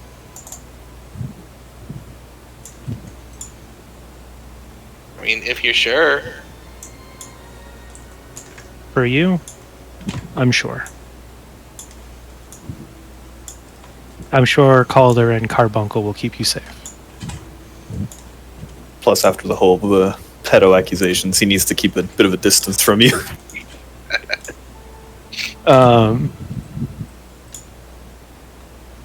Hey, but we'll see each other again, right? I'm sure we will. If there's one thing that all this traveling has taught me is that things aren't as big and far away as they seem like. I'm sure I'll see you again. And I look forward to hearing all your fantastic stories, all the fun games that you get up to. Yeah. I'll tell you all about them. Okay. Alright. Now you best Okay, get going. Don't be late. Yeah, I'll see you again. I guess we're going now. Okay, bye. So, Bergen Thunderbeard and one of the worshiper children get on a horse. Granny Blue and one of the children get on a horse. River hoists Ilvon onto one and then rides with her. I'll ride with Bloop. Let me finish. That leaves 5 unridden horses. Because I don't know how to count. There's actually 8 horses. Well, how many? So can I get by on just one horse for the cart? You're not included in this calculation, Lemon. Okay. There, These are extra horses beyond what everybody else is using. Yes, these. Okay. Blake has already divided up the horses he needs for his caravan, and the Okay. rest were given to the group. Okay, so one horse for Bloop and I. All right. One horse to rule. That leaves 4 unridden horses. Well, Carbuncle is medium, but Lead is small. So are you asking if you and Carbuncle can ride on a horse? I'm asking if I can ride Carbuncle. Do you have a saddle for him, or is it going to be really uncomfortable? Run that bitch, bareback. Yes, I'll you use can. Yellow. You can ride on Carbuncle. Throw a blanket over his back and just just do it. Yep. Hold on, let me alter your token so that you're The smaller. blanket immediately gets soaked in his secretions. I mean, if Led probably already knows all about him and is used to sitting in it, so. Gross. Kyle, do you have a horse? Yes, I do Cal. now. Cal has a horse to himself. Fuck yeah. Listen, I don't need a Nerds. horse to myself. Bloop and I are cool. Okay, so All right, but which of you is riding bitch? who do I you ride in think? front. Bloop rides on my shoulders. Alright. So, okay. You guys are left with 3 unridden horses. I ride the horse. Blake keeps 1, so there are 2 unridden horses for you guys to have rest horses and put gear on and such. And you guys take off into the night. R.I.P. Takeoff. Blake, Lauman, Helga, everyone kind of watches you leave. The guards shrug their shoulders, and there is just kind of like this silence over the group. How far do you guys ride? I have the thing I want to do on this ride. Can I make like a knowledge, Geography? local or nature? Because I also want to remember the area. That's totally knowledge geography, my man.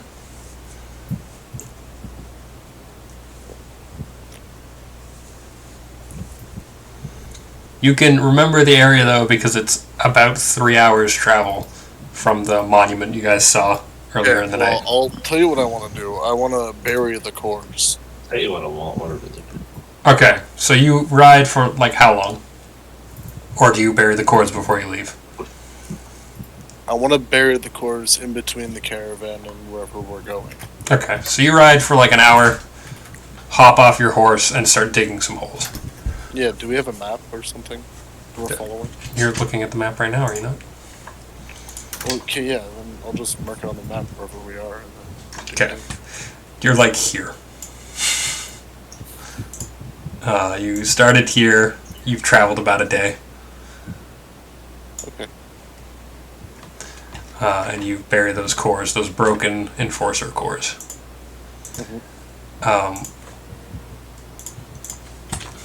That happens. Like when we're doing our rest, I'd be burying it. Okay, so you. Then So, my like, question answers again. How long do you guys ride for before you rest?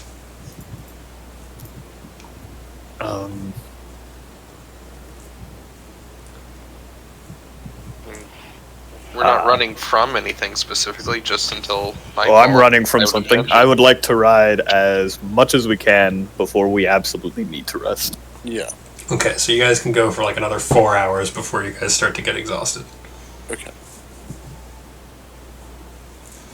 I So, look at the group. We ride hard. so you guys ride for another 4 hours Forced march. before finding Bergen points to a place, and you guys peel off, tie up the horses, lather them down. Granny Blue takes the kids underneath like a, because you guys are still in these plainy areas, into this little hollow on the plains, and starts telling them a little story as they drift off to sleep, tired and exhausted. Goratrix, you start digging a hole. Who are you guys going to post watch, or are you going to leave it?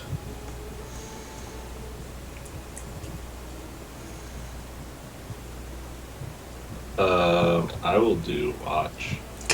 You'll do the first watch. Carbuncle doesn't sleep. Carbuncle doesn't sleep.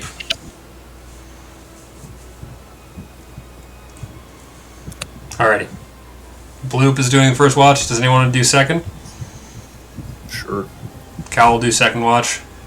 Does anyone want to do third watch?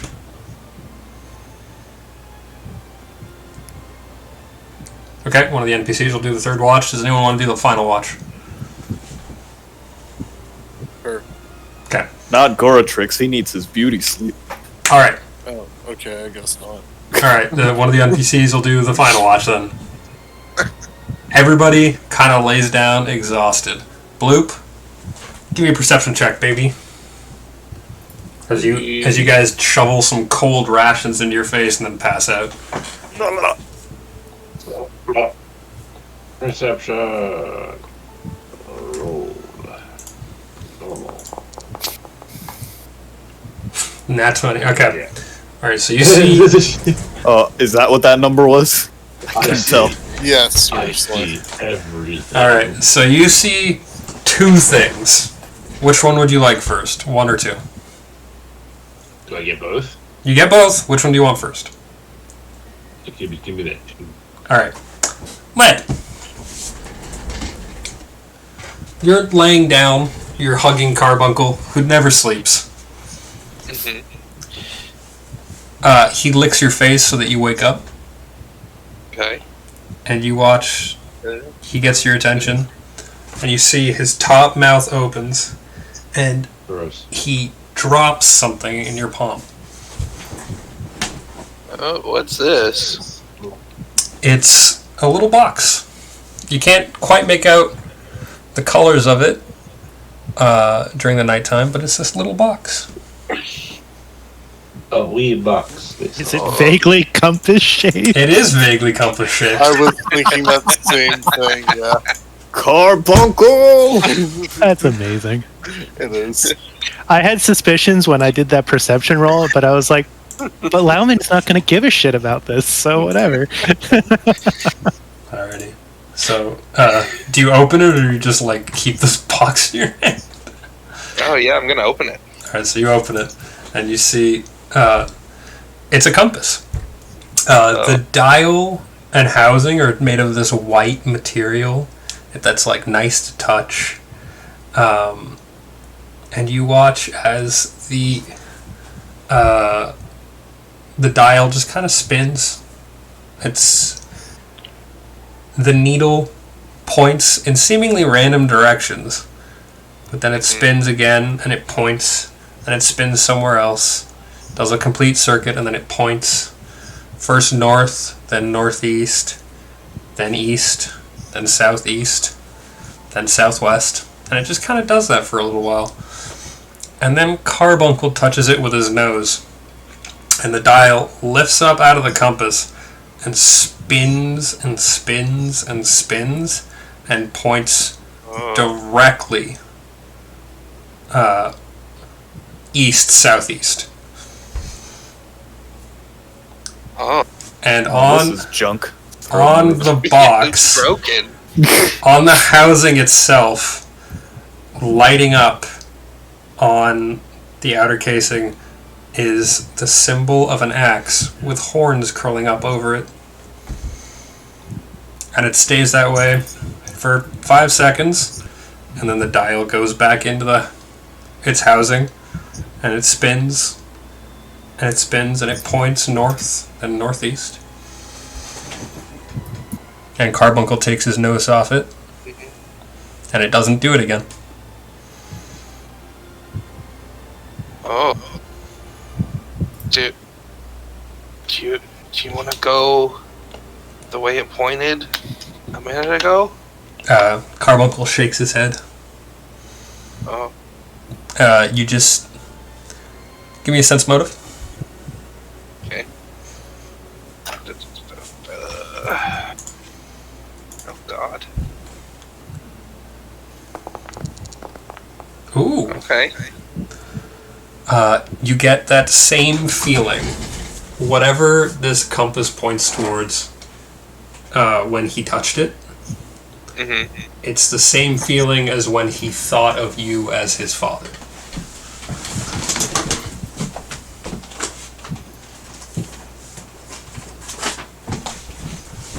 But I still don't understand. He just licks your face. Okay. I'll unless he's continues to pester me, I'm gonna stick it in my bag and go back to sleep. You stick it in your bag, he curls up next to you, licks your face, and cuddles up. Bloop, you watch that happen. What the And then you hear the clopping of horse hooves on the highway. Okay. And you kind of hear two people, like, breathlessly talking. And then you see, coming out of the darkness, two familiar figures to you. Vaguely. Oh yeah. You haven't interacted with them much. It's a tiefling woman and a human woman on the back of a horse. They're wearing not a whole lot, but they've got like. Oh, these are the suits. Yes, it's the prostitutes that tried to dagger Calder. The holes! I will. and they see you because everyone was too tired to make a proper attempt at hiding the camp. And they hop off and they approach you. May we help you, ladies? Ladies. The woman speaks first. Or the woman, they're both women. The human speaks first. We were wondering if... And she looks at her friend. We could join you guys. I don't see any issue with that, or... We promise not to make trouble for you or your enforcer friend. Enforcer friend. I would hope so. Right. And then they do a bad job of tying up their horse, and they just kind of huddle together. Sound good? That's how your watch goes. Nothing else of note. Gets cold out at night on the plains. Cal, I believe you took second watch. Yeah. You wake up from like a half sleep, and you're like, you grumble, and you look over and you see two familiar women curled together. Why won't they leave me alone?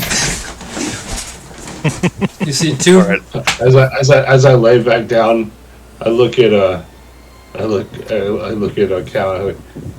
These women said they knew you, so I let them stay. Oh yeah. They do know me. Remember, they're the ones that tried to stab me in the back in the. Real good friends of mine. You're having this conversation, and a boot hits you in the side of the head, and you see the dwarven woman is like, "Shut up," and she curls back over. Okay, I'll deal with it in the morning. Go to sleep. You fuck. Alrighty, can you give me a perception check, please? No. Okay. Don't perceive what happens on your watch, then. Conscientious objection. Didn't ask, don't care. Ooh, that was great. You take your watch. Nothing happens. You look up at the sky. You see a few birds fly by. Sorry, bats fly by. It's quiet. The wind howls over the plains. You think you hear the soft weeping of someone behind you, but you're not sure who it is. Ah, music to my ears. And then your watch ends and you wake Bergen Thunderbeard, who said she would take the next watch. She grumbles something unpolite, picks up her shoe off the ground, puts it back on, and stands and takes watch. You guys are all awakened at dawn the next day. Tired, beaten, bruised, but alive. 1 HP. Hello. 1 HP. 1 HP. Do you get HP back for sleeping? You get 1 HP back for sleeping, baby. Sick. I doubled my HP in one night. Jealous? You get your level back for sleeping. Oh, man. Everyone's level 3, so you Nate, quadrupled your... you're supposed to be only helping me. Yeah, Nate. This indirectly I'm helps the unstoppable. retards, so... Yeah, Alec. So you guys get some health back. I have to apply health to the NPCs who also took injuries. No. What the hell is this? You don't just magically heal all your injuries overnight? She has 3 hit dice. No, not anymore. I don't even see my health. The No, hole in my that's chest some- didn't heal. That's some 5e bullshit. What do I attribute? Led, what are you talking about? You didn't take any fucking damage. I'm fine. I'm Bitch. just saying in general. Alright, Ilvon is barely awake. Oh. She did regain 2 hit points, so now she's at 0. Was that so, Alec? Yeah. I didn't have to give you that information. Looks like Mr. Know-It-All isn't so know-it-all anymore. So you guys. I'm gonna pay extra attention whenever he's fucking you to make sure he does it as hard as he can.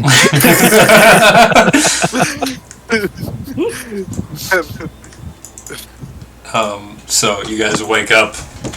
It's a little bit colder than it was. You guys watch as the wind rustles the long grass on the plains. Bergen makes sure her people eat cold rations again. Gets everyone some water. And then suggests that everybody gets up and starts riding. Does anyone have any business they'd like to take care of before we start riding? I'll go talk to the whores before we leave. Alrighty. You see them. They don't try to hide it. They have a bag of things that they've just stuffed into it. You hear it kind of jingles with coin. It looks like there's rations in there. There's like blankets and a jacket. One jacket. There's a little bit of blood on the side. Hello there. Hello, enforcer. Okay. I'm willing to overlook your little attempted stabbing of me back at the camp. But I need you to do a little tiny favor for me. Yeah?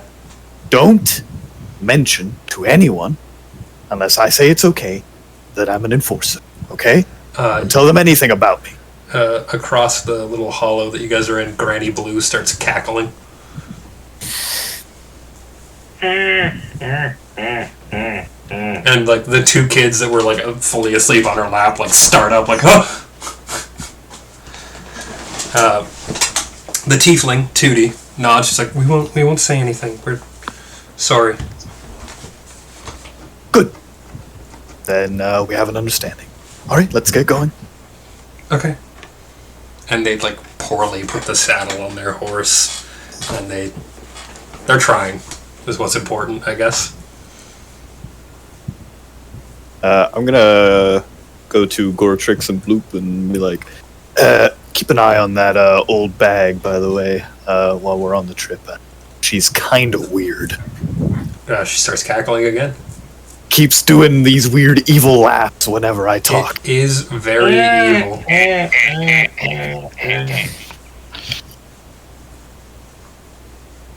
Just keep an eye on.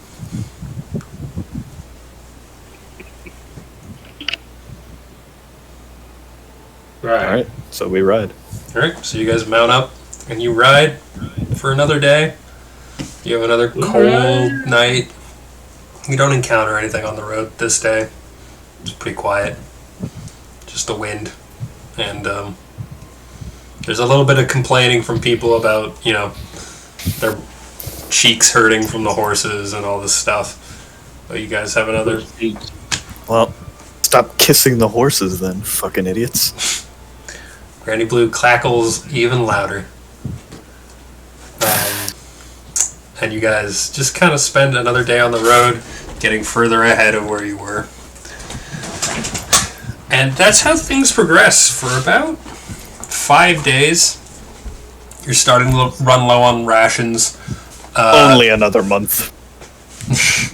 No, because you're on horseback, you're going to make it in 21 days now. 20 days now. So you guys ride along. You're starting to run low on rations. Bergen hasn't wanted to stop in any towns and has been making the argument that you guys shouldn't until you have no other option, given the nature of the group. But today is day 5, and there is a town approaching. You have 2 days of rations left, plus whatever else you had on you.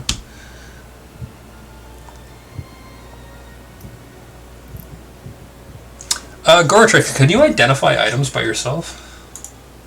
Can I identify items by myself? Yeah, do you have the identify spell?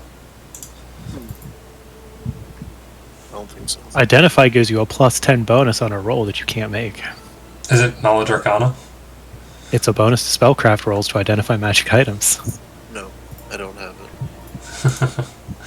All right, well, you can't. I guess we know when you're leveling up, we know what you're going to put a rank in. You can't identify any items. But you guys are approaching a small town, just a little hamlet along the highway. Sure. Well, I guess we should stop and stock up on food. Burke and Thunderbeard goes, "No, we're good. We've got a few days left. We should just keep going."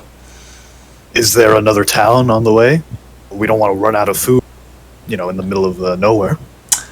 Anyone with knowledge of geography can make that roll. Bards!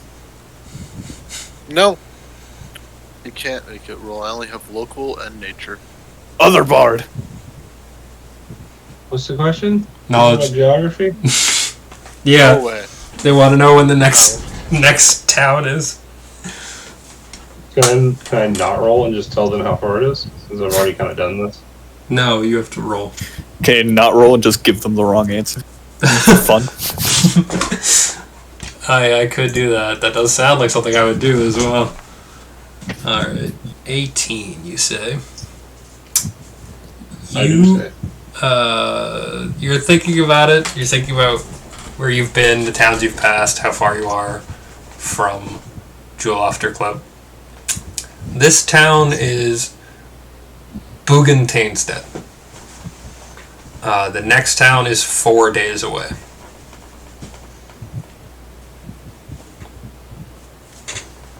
The next town. Well, do we have enough rations to cover that distance? You have. I do. I have enough for me, but for, C's. You were all given a week's worth of food. You're on day 5 out of 7.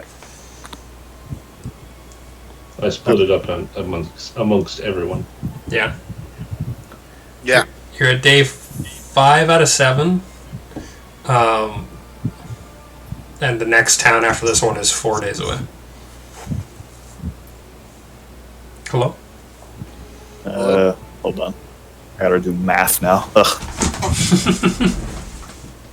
Look at you go. Look at him go. He's such a handsome man. Look at you go. I had food, so. Well, okay, I still have 9 rations in that case. Alright. I guess if we split up what we're carrying personally among the other NPCs, we can make it the 4 days. Probably.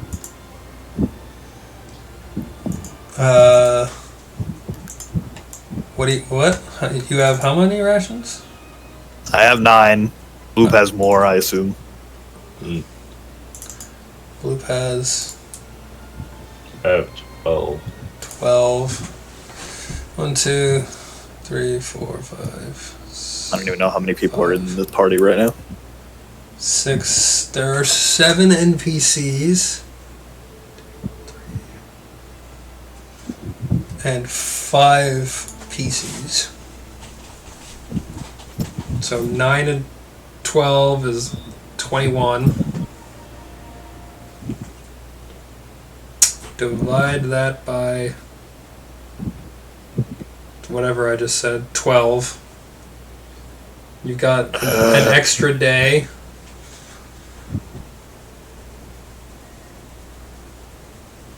Alright, fuck it, we're stopping at this town. Sorry, math confuses me. Just in case. Trust me, I'm in as much of a rush, more of a rush than everyone else here, but we definitely don't want to get caught out in the wilderness without food. Alright, give me a diplomacy check. With +2 for good reasoning. Diplomacy.